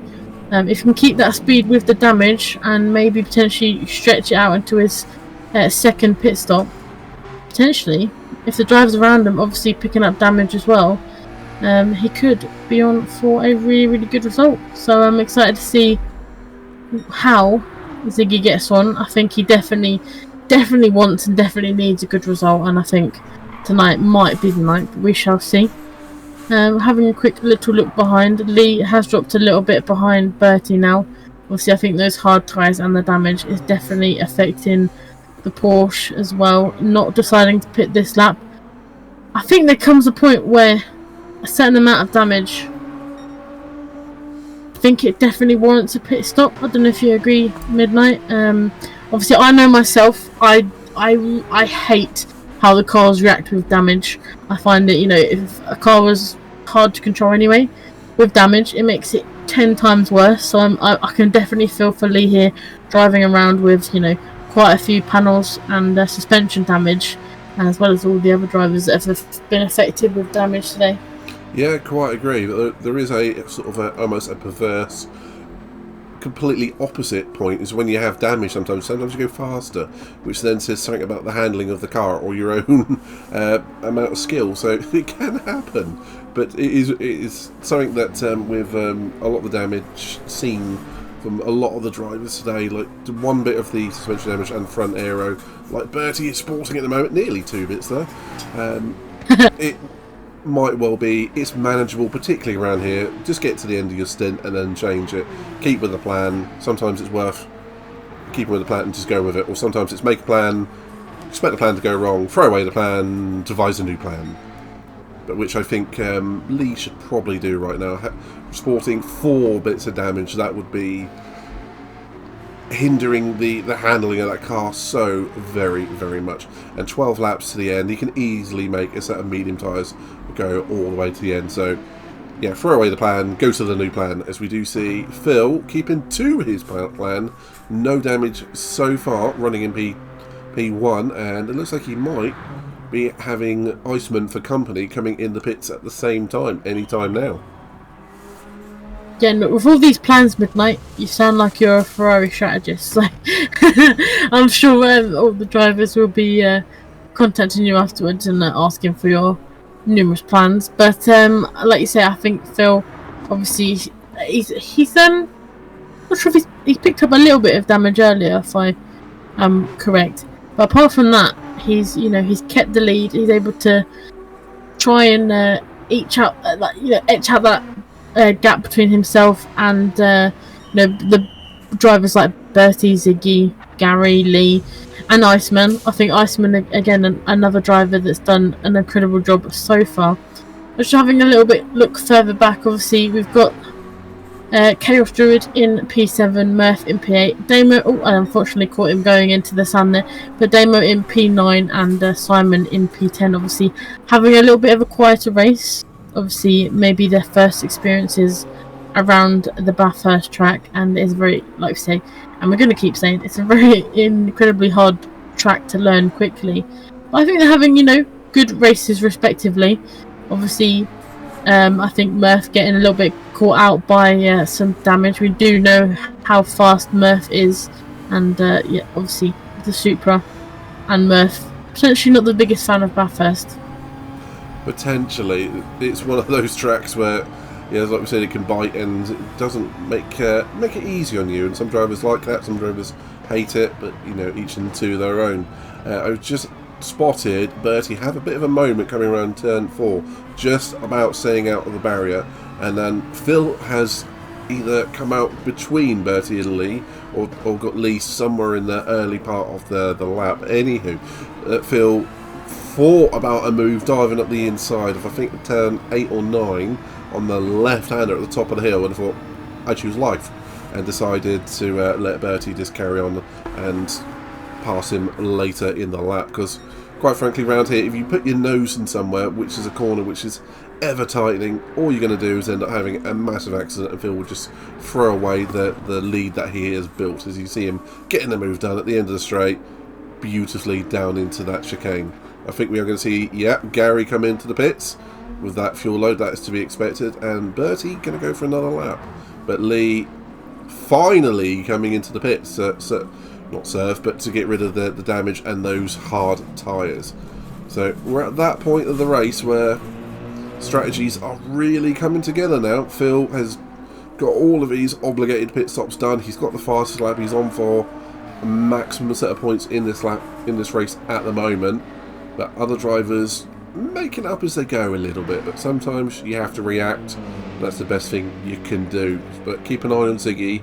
He's going to be, I think, coming out in that final stint swinging, because Bertie's going to have to watch behind him when Ziggy gets those soft tyres. Yeah, I definitely agree. We'll see Ziggy probably come out of the pits with a trail of fire as he burns up the tyres on his tracks and tries to get on the podium. I think he's definitely capable of getting on the podium here. He's currently sat very pretty in that P3. Obviously we'll have to see him come into the pits shortly, obviously repair a bit of damage and, like you say, take on the softs. I was debating if anyone was going to take on the softs, because we got 12 laps. I think that's a bit too far to stretch, but I think obviously, like you say, sometimes it's better to be reactive and not proactive. I think if you didn't pick up damage, I think proactive is definitely the way to go. But I think for some of these drivers, some of the strategies have been definitely reactive strategies after picking up a bit of damage or penalties, etc. But yeah, it looks like Gary is going to try and get past Simon. Simon staying to that right hand side, letting Gary through. Again, great awareness, and I fully massive shout out to Simon. Whenever I've raced him, he's always aware of the blue flag, especially in a tiny twisty track like this.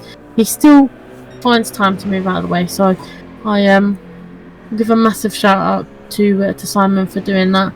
But just having a quick little flick through as well. It looks like Chaos Druid obviously coming in and repairing that damage. It doesn't look like he's too far behind Damo now. I think Damo is currently a lap down, so he will have to move out of the way for Druid. Druid looked like he had a little bit of a collision with the wall there as well. So what I was talking about damage may not be true.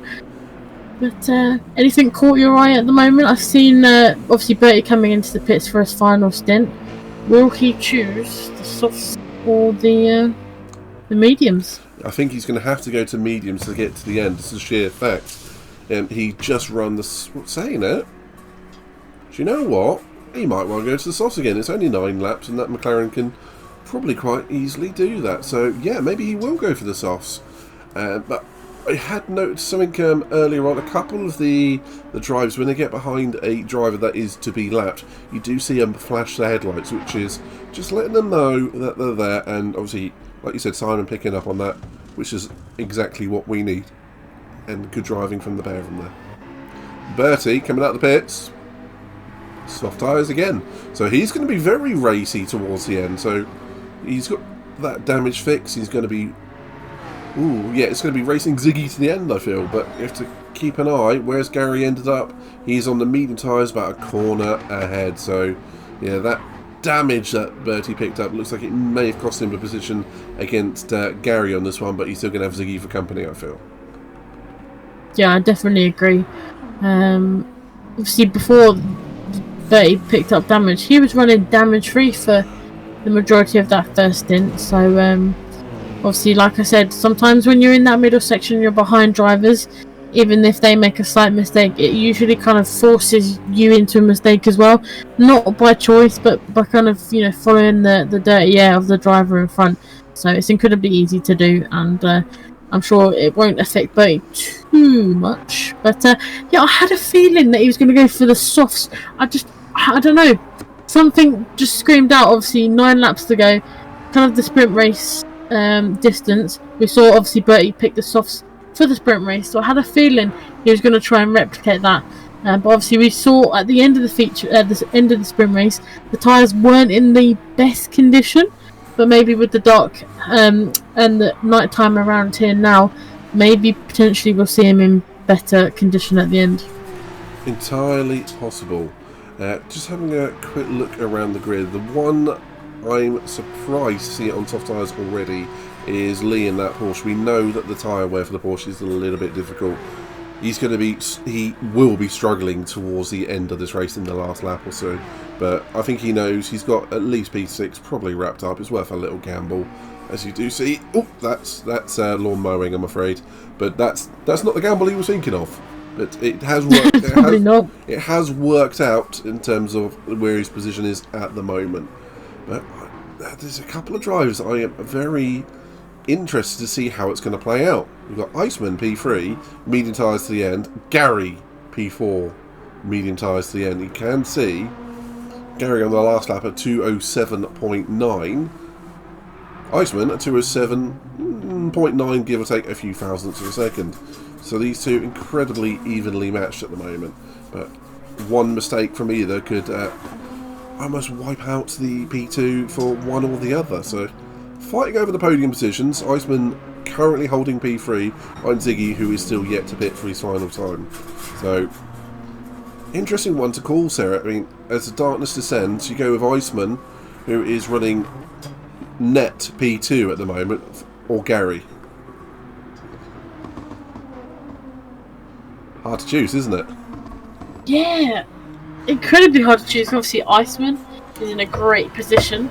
Ziggy, obviously, maybe potentially he'll have to have the in-lap and out-lap of his life to keep on the podium, because obviously Iceman and Gary aren't too far behind. As we see Ziggy coming into the pits now, it's going to be a tight one, especially into this final stint. So we'll see how much fuel Ziggy does decide to put in. Surely it's the soft tyres. He wants to be nice and racy towards the end. But yeah, apart from that, obviously Iceman coming round the final chicane and into that final corner now. Gary about a corner behind, and Bertie only a few corners behind these guys. So it's going to get quite close in this final stint here. As we see a big drift from Iceman coming around the final corner, and looks like Ziggy putting some fuel in his car now. Iceman going around the final corner. T50 Gary looks like he's going to go round as well. So Ziggy looks like he's going to have to drop behind, potentially Bertie. Although it looks like Ziggy is leaving the pits now, so it's going to be a tight one between Bertie and Ziggy. It looks like Bertie's just fallen slightly behind Ziggy here. He has. Ziggy has overcut Bertie there. I was keeping an eye on the pair, and looks like they have basically the same amount of fuel, so they're both going to the end, both on soft tyres. Well, it's a teammate versus teammate now for this one, isn't it? But Ziggy significantly with the younger tyres, but that McLaren, as we know, is good on tyres, so it's not set and done, but these pair fighting over P4, and we've got another pair fighting over second place. But it does look like out front we do have Phil, who has been completely imperious today, and so far just out of reach of everyone, completely taken the race by the scruff of the neck and then just ran away with it. But we still have battles for P2 and battles for P4 at very, very least. And other people are having battles with the wall, which if you watch Red Lobby, is very much the same as my race that I had in the Red Lobby, a battle with the wall rather than anything else. So it does happen around here. You either gel with the course or you don't. Trying my best to keep out of the wall. I did not want to touch it because I knew if I did, it would just be kind of a concertina effect where I'm just going to keep touching it, kind of like a domino as well. But I don't know about you, just having a little look through the grid. I've got to say how beautiful these cars look in the night time. I'm a fan of night racing. Probably some of the drivers are like, why did you put the race in the dark? But this is why. Look how pretty it looks. Look how, the stars are coming out. It's the final race of the season, midnight. It's all shaping up perfectly. Yeah, a nice, good twilight race. We've had a few this season. The main reason why, it does look pretty, and it's a nice challenge as well. I mean, you have a lot of the cars and a lot of the drivers who race nothing but in the day. But here at Nighthawk Racing, first clue, night is in the title. So we do like racing at night. And you do get to get some great pictures, and particularly seeing those discs glow of that GTR. You can see all of that braking effort going into the front tyres and then lighting up the discs and creating some wonderful footage. But away from the footage, which might become future footage once these two get close together, Gary does look like he's starting perhaps to make a little bit of an inroad into Iceman. Or might soon, because Iceman's tyres are in a little bit worse state, and he hits the wall. That is bad timing. Iceman is going to be very vulnerable now, Sarah. Yeah, and it looks like Gary really, really closed that gap with Iceman having a little bit of a collision with the wall there. Obviously, not what you want in the final stint. It looked like Iceman was on for a podium, but maybe potentially. Ziggy's not too far behind as well, so hopefully Iceman not losing too much time, but he's definitely, I think, going to lose a position here to Gary. Yeah, I would be fairly assured of that, because Iceman carrying that damage, it's going to hurt his pace quite significantly, and he's still got six laps or so left to run, so Iceman will probably just let Gary go. There's no point really trying to fight it, because that Genesis is going to be handling a little bit like a pig in some corners now, and particularly slow down the straights. Although I'm not going to say that was defensive, that does look like Iceman just gave Gary the racing line and let him carry on. So that does make a T50 Phil, T50 Gary 1-2 at the moment, sir.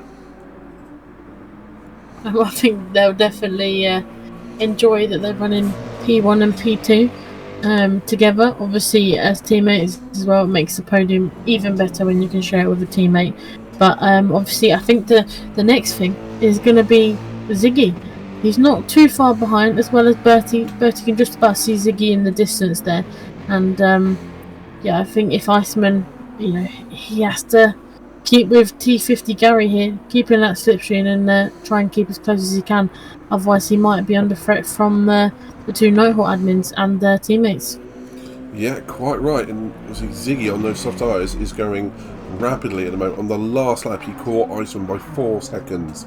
So, but obviously, Iceman having that incident roughly where he is now at the top of the hill, obviously the incident himself will lose him time. Iceman's got to refocus straight away, stay off the curbs, and then just maximise what the pace of that car is right now, because you're going to have that AMG of Ziggy zeroing in on fairly quickly.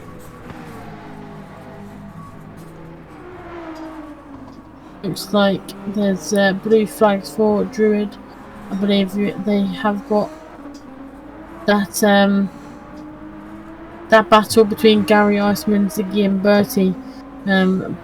Getting blue flagged is a Druid, but just having a little look between Iceman and Gary. Iceman definitely dropping back from Gary now, and he's in a bit of the middle between himself and Ziggy. Obviously, I think he's going to lose most of the time through this straight section here. I don't know if is it enough time for Ziggy to catch up here, Midnight. 5 laps. Do you know what? I think there is time. And also just saw Gary flashing his lights to Druid, getting out of the way early into the corner. So good driving from Druid there. Yeah, for Iceman, I would definitely be worried that Ziggy is gaining at a rate of knots. Last lap, Iceman at 209.2. This lap, Ziggy at 207.1. So, yeah, that is a good 2 seconds a lap. So, yeah, I'll be looking at my rear view mirrors if I were Iceman. But it has been an outstanding drive from both Iceman and Ziggy so far, carrying damage for the pair of them, and both maximising what they can so far. Yeah, I think it's going to be a difficult one for driver of the day, trying to pick a favourite. But yeah, I think obviously, like we alluded to earlier, it's definitely battle of survival here. Racing around here, obviously, it can throw everything at you. Obviously, darkness for one, walls, damage. I think obviously, just to get to the end of this race, I'm sure the drivers will be very happy about. And obviously, like I said earlier, it's the final race of the season. People are going to try and finish as high as they can, pick up as many points as they can. So I'm sure, Iceman has been on quite a form of feature race podiums recently.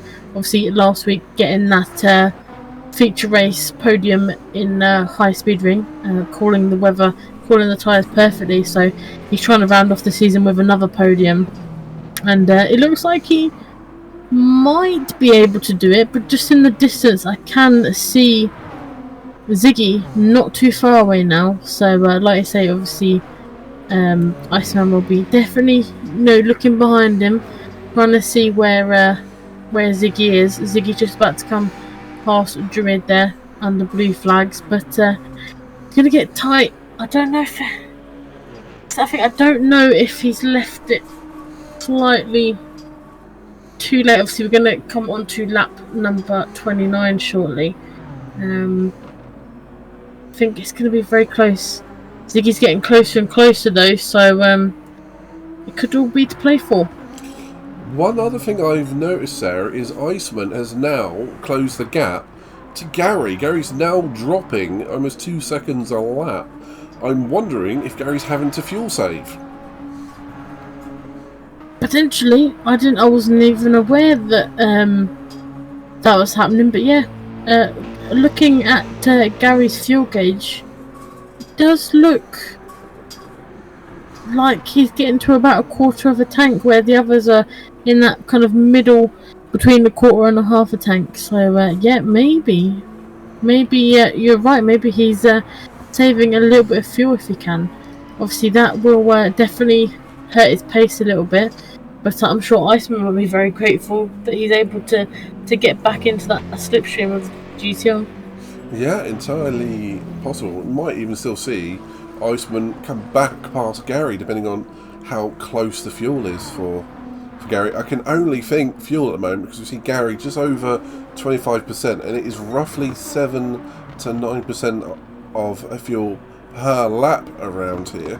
So just over 25%. You've got to say, Gary might be questioning his tyre choices. Iceman does flick the wall again there, creates a little bit of sparkage. But yeah, at this point, if you're Iceman, do you start looking forwards, going, I might be able to now P2, or do you look right behind you and see that fresh, undamaged AMG with soft tyres coming at you? It's a tricky one. Do you know what? I'm going to say the diplomat answer. I'm going to say both. Because I've just went on board with Ziggy and he's in prime position. He can see Iceman. He can probably just see that Iceman had a little bit of a collision with the wall. And he can also see Gary. So I think Iceman unfortunately will be looking forwards and backwards in his rear view mirrors. And obviously out in front of him because he's in a bit of no man's land. Does he be defensive against Ziggy? Or does he go full attacking mode against Gary? I think he's going to have to try and, do a little bit of both in the closing stages. Obviously, we're on lap 30 or 32, so it's getting to the crunch point here. It really is at this point, as Gary puts another lap on Murph, who, I have to say, Murph had a very difficult beginning start to this race. So I think Murph has just come out the pits, actually, on some fresh soft tyres, so he might scoot straight back past Gary. You have to wait and see what happens on that one. You are allowed to unlap yourself as long as you move out of the air wash range of the driver behind. But it looks like Murph is right awkwardly placed at the moment between the two leaders. He just likes to get out of the way, so that's probably the smartest thing you could do there. But yeah, it's a tricky one at the moment, sir, because I'm not quite sure what is going to happen here. We do have Gary Phil out front, who we've not really had to check in with all that often. It's like, is he still there? Yeah, he's still loading. And then check back in with the battle behind. But you can see Gary picked up the pace on the previous lap compared to the lap before. So lap 29, much better than lap 28. But maybe he's decided he's got enough fuel or his car's settled down now. But we've now got a three-way fight for P2. I just was on board with Iceman. It looked like he got caught on the wall a tiny bit, trying to settle the car, and again, coming out of that corner onto the back straight, a little bit of coming together with the wall. Ziggy is right on his bumper here now. It's the closest Ziggy's been to getting, clinching that P3 position off of Iceman. He's gone onto the inside line. He's going to go past Iceman here. Obviously, like you say, undamaged AMG sailing past the Genesis, which has got a little bit of damage, and we've got our Ziggy onto the podium position here, Midnight. Yeah, Ziggy up to P3 and now within striking range of Gary, but you're going to have to say Ziggy's tyres are going to start to feel the pain now as well. So if he's going to do it, he's going to have to do it very, very quickly. So good luck to Ziggy on that one. Good luck to all of these drivers. We now have Gary, Ziggy, Iceman and Bertie all in the same little bit of road. Three of them on the same straight, but he just round the corner. So anything happens to any of these three, Bertie will be taking the pieces home and smiling. What can we say at the moment? Phil has led from basically start to finish. The action is really sort of getting going now in the final lap or so. We're going to have to see Ziggy perhaps going to have to go defensive from Iceman. That Genesis very, very quick in a straight line, even with damage. Yeah, I was just having a look at that. Iceman having a little drift. Gary, Dicky into P2. Gary, I think, had a little bit of an issue there coming out of turn 2, and Ziggy has just managed to get past Gary and into that P2 position. Who would have thought it happening? Obviously, in this closing stage of the race, like you say, obviously, any small mistake, Ziggy was there to capitalise, and he did that. It's not over until it's over, as they say. Yeah, as it was famously said, they think it's all over. Well, it isn't yet. So paraphrasing perhaps, but we can now see. Oh, yeah, that made me squeamish. We do see Simon off on the left-hander. I'm just watching from Murph's point of view at the moment, seeing this battle unfold. Gary did have a moment in turn 2, come out of turn 2, and he has got picked up rear right damage. And now Iceman is gonna know that Gary is now driving a wounded car as well. So Iceman's going to be trying to steal as Gary clatters the wall again. But Iceman's going to try and steal a podium for what was looking like a nailed on P4 just a couple of corners ago. Yeah, and it looks like Iceman is on the bumper. Don't know if he's got enough speed in that Genesis to get past before the corner, so it's going to be a little bit more difficult for Iceman here. He's going to have to go very, very aggressive. He goes to the inside. He just doesn't manage to get to the apex, and he does have a little bit of a collision with Gary, but great racing. Iceman waiting up for Gary here, waiting for Gary to rejoin. So great sportsmanship. Obviously, this can happen in the closing stage of the racing, but I think what a gent. He he accidentally tapped Gary, waited for him. Perfect sportsmanship, Midnight. Yeah, that would be sportsmanship is the absolutely appropriate term. Great sporting behaviour from Iceman there. It does look like he perhaps locked up a little bit, and that little touch onto Gary has put him off momentarily, and then Iceman pulling back and just letting Gary go forwards again. But the battle resumes, and it looks like Gary on the inside into turn 2, Iceman on the outside. That little bit of extra damage, Iceman just missing the complete top end. So Gary might be able to hold off Iceman for the next few corners, but they're going to have to worry. They're going to have to be careful, because Bertie, although with, well, frankly, knackered soft tyres, is right behind the pair of them. Yeah, and the two aren't afraid to go for a little battle in this uphill section. It looks like Iceman had a little bit of coming together with the wall again, creating those sparks that he did a few laps ago. We have got yellow flags still into this section here. Looks like a little bit of coming together maybe for Damo. Damo nearly took Ziggy out there. I'm sure Ziggy will be very thankful that he just managed to get past there. But yeah, it looks like Iceman is unfortunately just not close enough to get to that P3. But Bertie as well, obviously not close enough to clinch that podium position. But I think we have got Phil, who's finished. And quite a while ago, he looks like he's going up to turn 2. So we missed him crossing the line, unfortunately. But I mean, what a race from Phil. He was in the lead for the majority of the race. Just a perfect race from start to finish there. Yeah, beautiful driving from Phil. And it does look like we're going to see... Yeah, Ziggy's he will be taking P2. It looks like Gary's going to hold off Iceman, and I'll tell you what, the pair of them are very lucky that Bertie's tyres have basically given up on the final lap, because otherwise he would have caught the pair of them. But you have to say, Phil driving beautifully today, taking P1. Ziggy's going to be ecstatic with P2. Murph crossing the line to take P7. Gary P3, holding on. Iceman, a beautiful drive in P4. Bertie with a pair of flat tyres in P5. We're going to have Lee, who's coming... Yeah, I told you he was pushing his luck with those soft tyres, didn't I? With perhaps 4 flat tyres in that Porsche. But what can we say? Out front, Sarah. I'm going to have a bit of time now. Phil driving a beautiful race, taking P1. Obviously, I didn't kind of probably give him the coverage that he deserved, purely because he was just out in the lead, enjoying his day and enjoying the race around Bathurst. And like I say, the perfect way to end the season, and a perfect way to end the race. Obviously, pole position as well, so he converted that pole into a win. And I think that flat tire of Lee catching the Porsche out a little bit by surprise there, but he comes across the line in P7. Yeah, I've got to say, what a drive from Phil.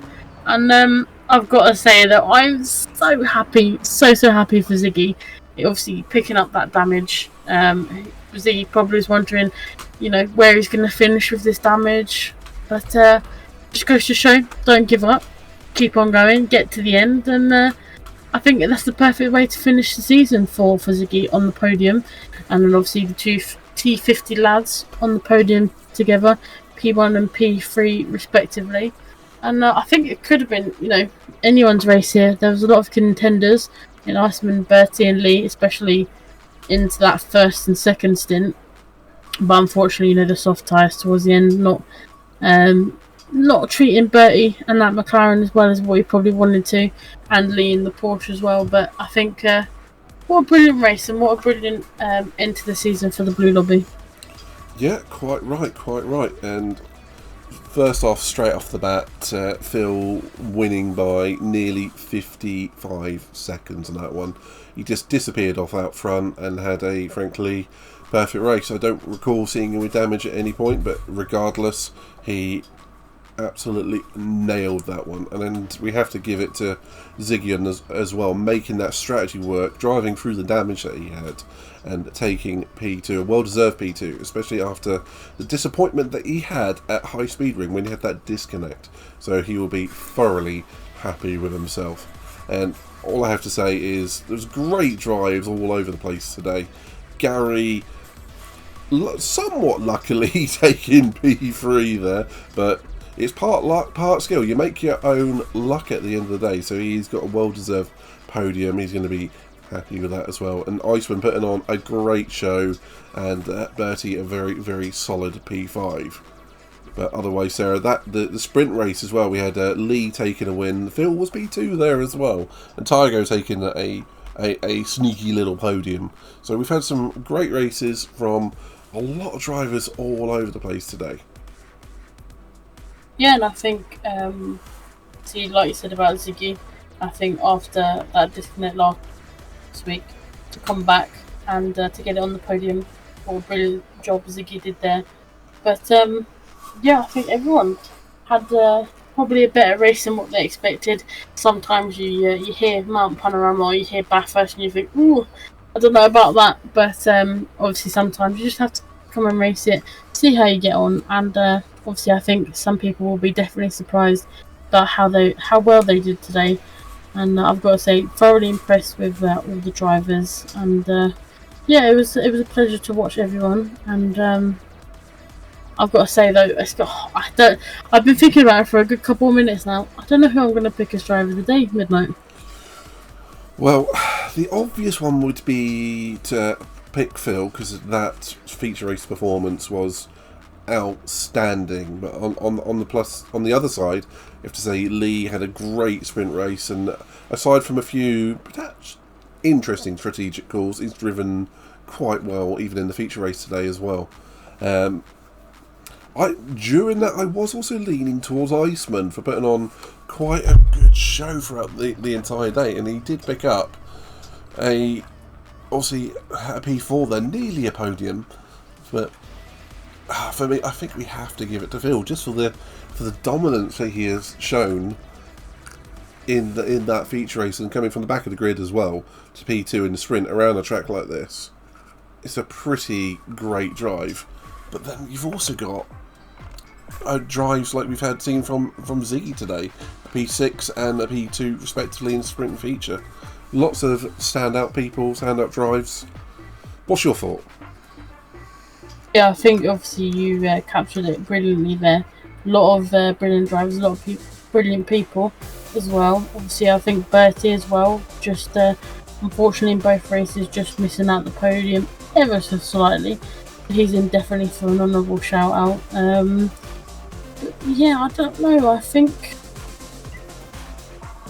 leading towards obviously Phil for definite, but I'm a little bit undecided for, I think I want to give it to Ziggy. I don't know, I think he done so well, and obviously with that damage as well he didn't give up, but then also you could say the same for Gary. I don't know, so difficult. I'm going to lean towards Ziggy because obviously difficult sprint race, and he completely flipped around for the feature.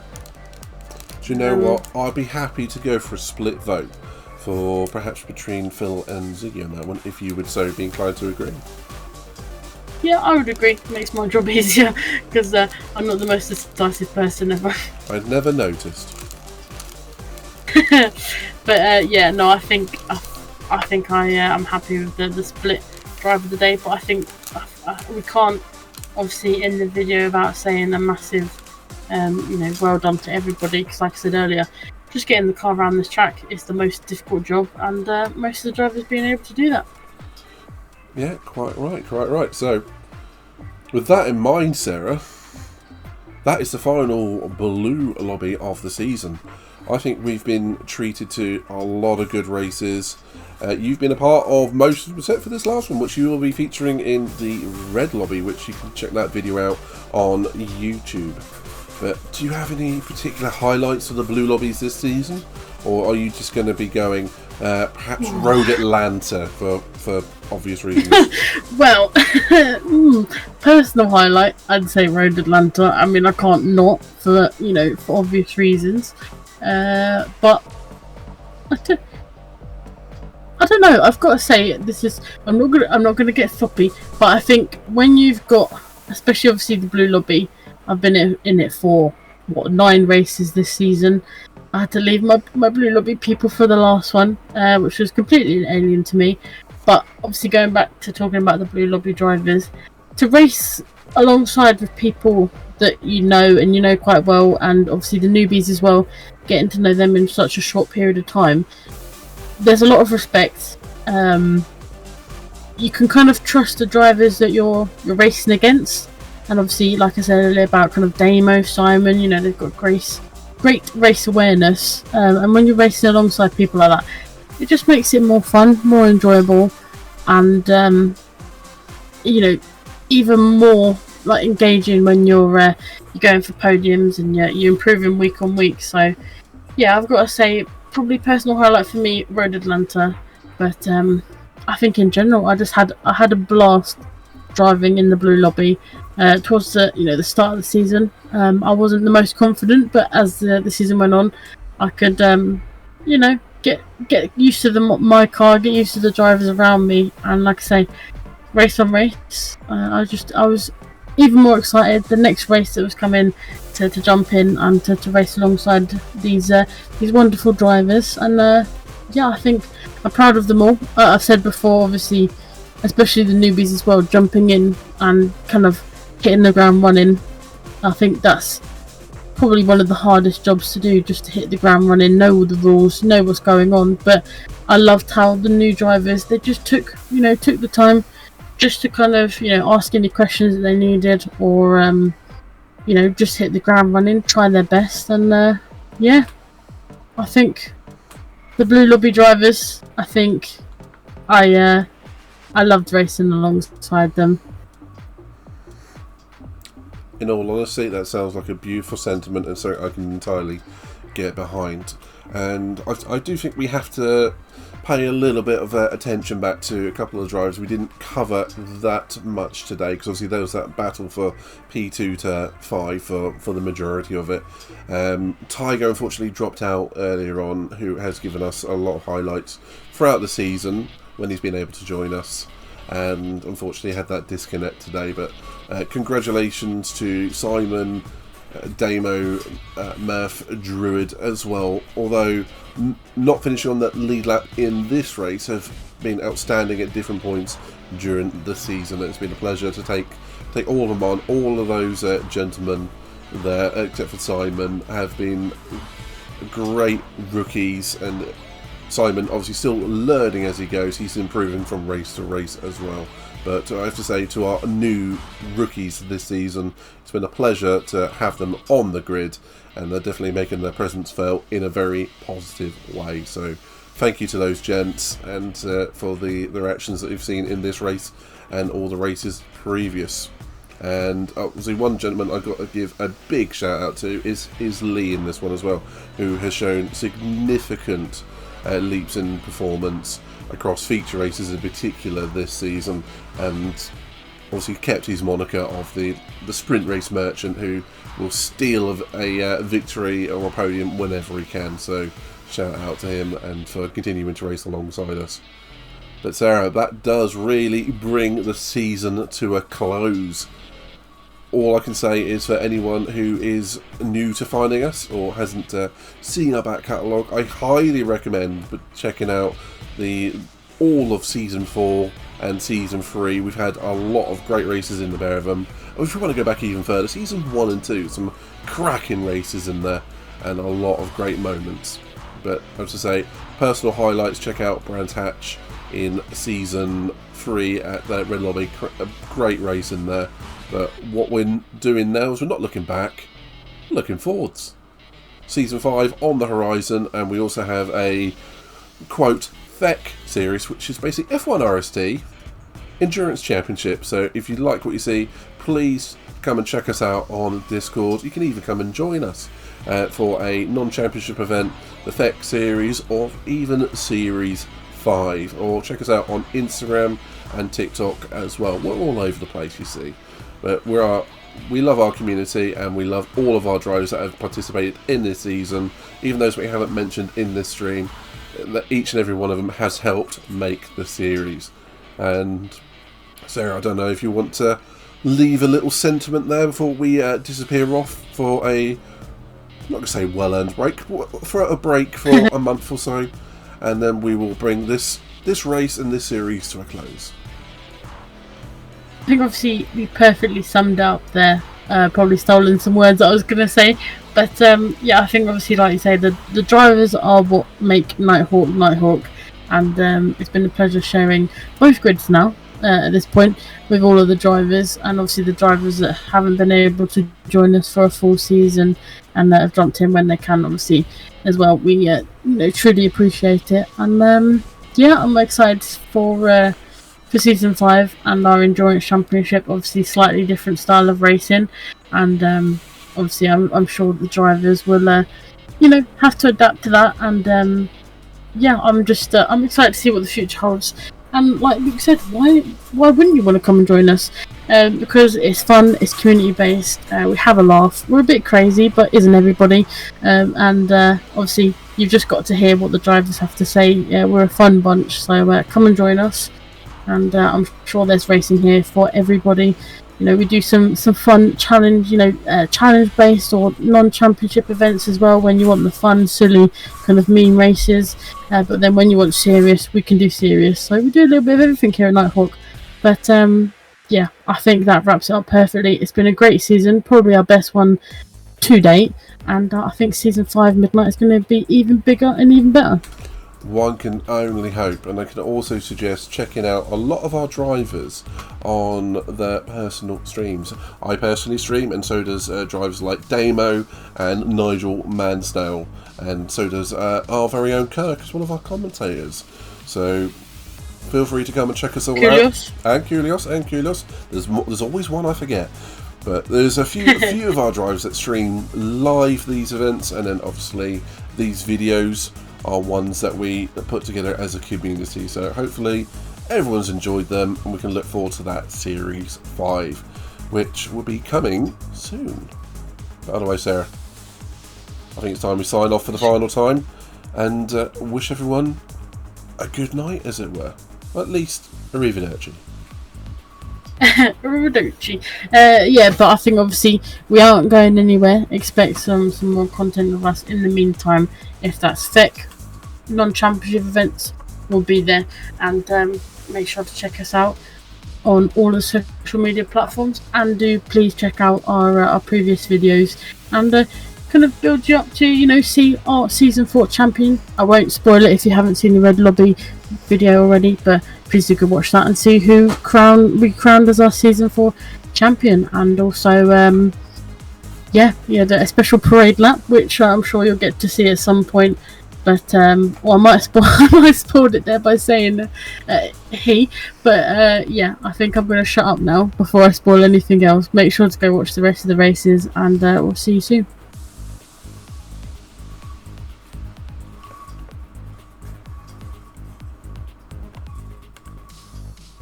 And with that note, let's go over to the podium room for the Blue Lobby here at Bathurst and see what the podium drivers had to say.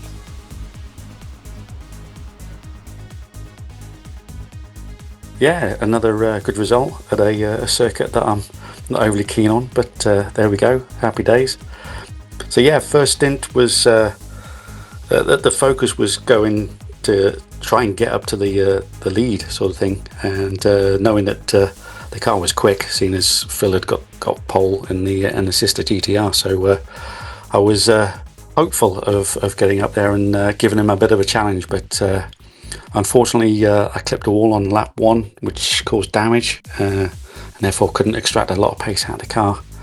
So I should have pitted, but felt that pitting too early I would have been on the back foot, and may have made a few more mistakes. So I got myself into the groove.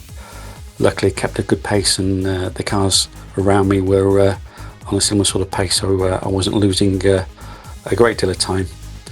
Jumped onto the softs for the second stint, immediately straight up there, and was very happy at getting the quickest lap, and held that for a while until that was taken from me. A bit gutted with that, but there we go.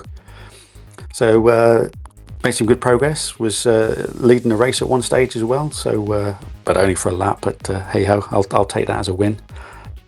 The last stint on the mediums was good, kept good pace, but was making a few silly mistakes and didn't quite get where I wanted to. And then lo and behold, lap 31, I went and overdid it going up the hill. Back end stepped out, which meant I was properly on the back foot as a Mercedes went flying past me, and I had the Genesis right on my tail. So head down, focused, and just try to keep it clean and keep it straight, and managed to hold on to third place all the way through to the end.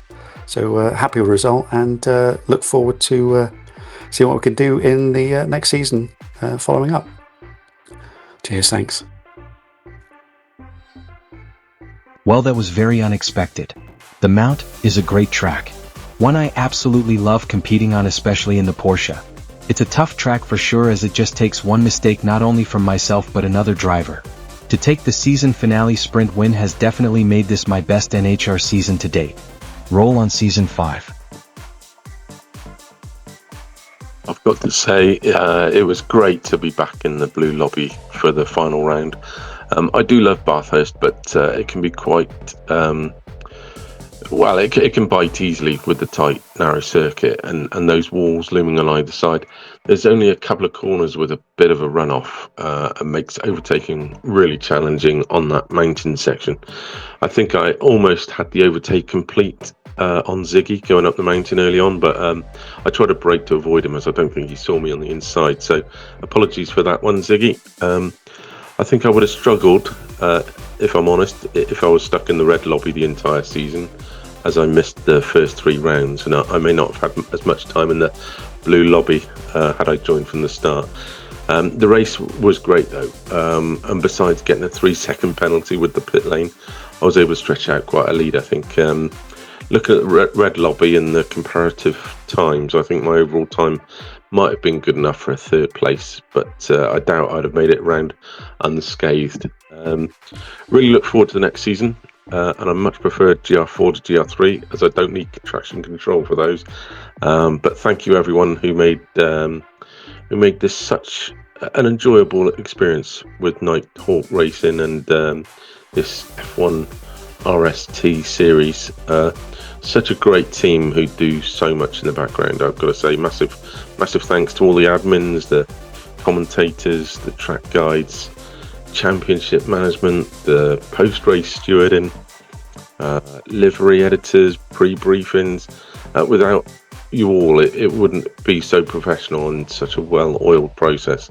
I love the fact that you also have like multiple people doing the commentary on the races too. It really helps being able to bounce the commentary between you all. So yeah, big shout out to yourself, Sarah, and Midnight, Ziggy, Bertie, Pedro, McManley, Kurt. Is coach involved? I'm not sure, but yeah, anybody else who's involved in the whole management of this is excellent. So yeah, really look forward to the next one. Hello, very happy with this 2nd place at Bathurst. And yeah, what a roller coaster this season has been. Before we get into the race itself, I just want to thank you guys regarding the admin team for putting up together such a great season. Especially to all the drivers involved, both from red and blue lobby. They have done an incredible season with amazing racing, clean driving, lots of fair play, and a great bunch of guys, great persons. So very happy to be a part of it. Thank you so much to all. In terms of Bathurst, well, it was a little bit of a roller coaster to be more precise, because the sprint race was just chaos. I had some pace, but too many little silly mistakes that kept dropping me back, with clipping the wall for a couple of times, losing time. And as a sprint race, everybody has the head down, and it's quite hard to recover. But in the end, I finished mid-table, which is not that bad, despite considering all the mistakes and errors, driving errors that I've made through the race. Regarding the future, I really enjoyed that. I really enjoyed it. Although I had a tough start because I clipped the wall on the first lap, and I had to carry damage through the first full stint. Fortunately for me, I think Gary had the same problem on his first stint, so it kept me on the race with him. So it was fun to try to understand the best strategy. That everybody would be having some difficulties or problems along the race. Sorry. So yeah, it was more a strategic race than a fast race. I had a consistent pace. I was not the fastest driver on track, but the consistent. I only made 2 mistakes. I only took the wall 2 times. First stint, second stint, both on mediums. And my thought was, I have to do the final 7-8 laps on softs as fast as I can. I know it's driving in the night. I'm not very keen to drive completely dark, but it went okay. It went pretty okay. I had no major mistakes, no damage, and I've managed to pull the gap back to Iceman and to Gary. Unfortunate for them, I think they had some damage. They were carrying some damage for the last 3 or 4 laps, and that's when I managed to catch them and to overtake them for the second place. A big shout out to all the drivers on Blue Lobby, because this is a very tough track to drive, particularly on those conditions. A big congrats to the Dark Lord for winning the championship, and for Phil for both races on Bathurst. Clean driving, spectacular driving, amazing driver, very fast, very consistent, and well-deserved wins. Thank you all, and I hope to see you back on season 5. Cheers, bye-bye.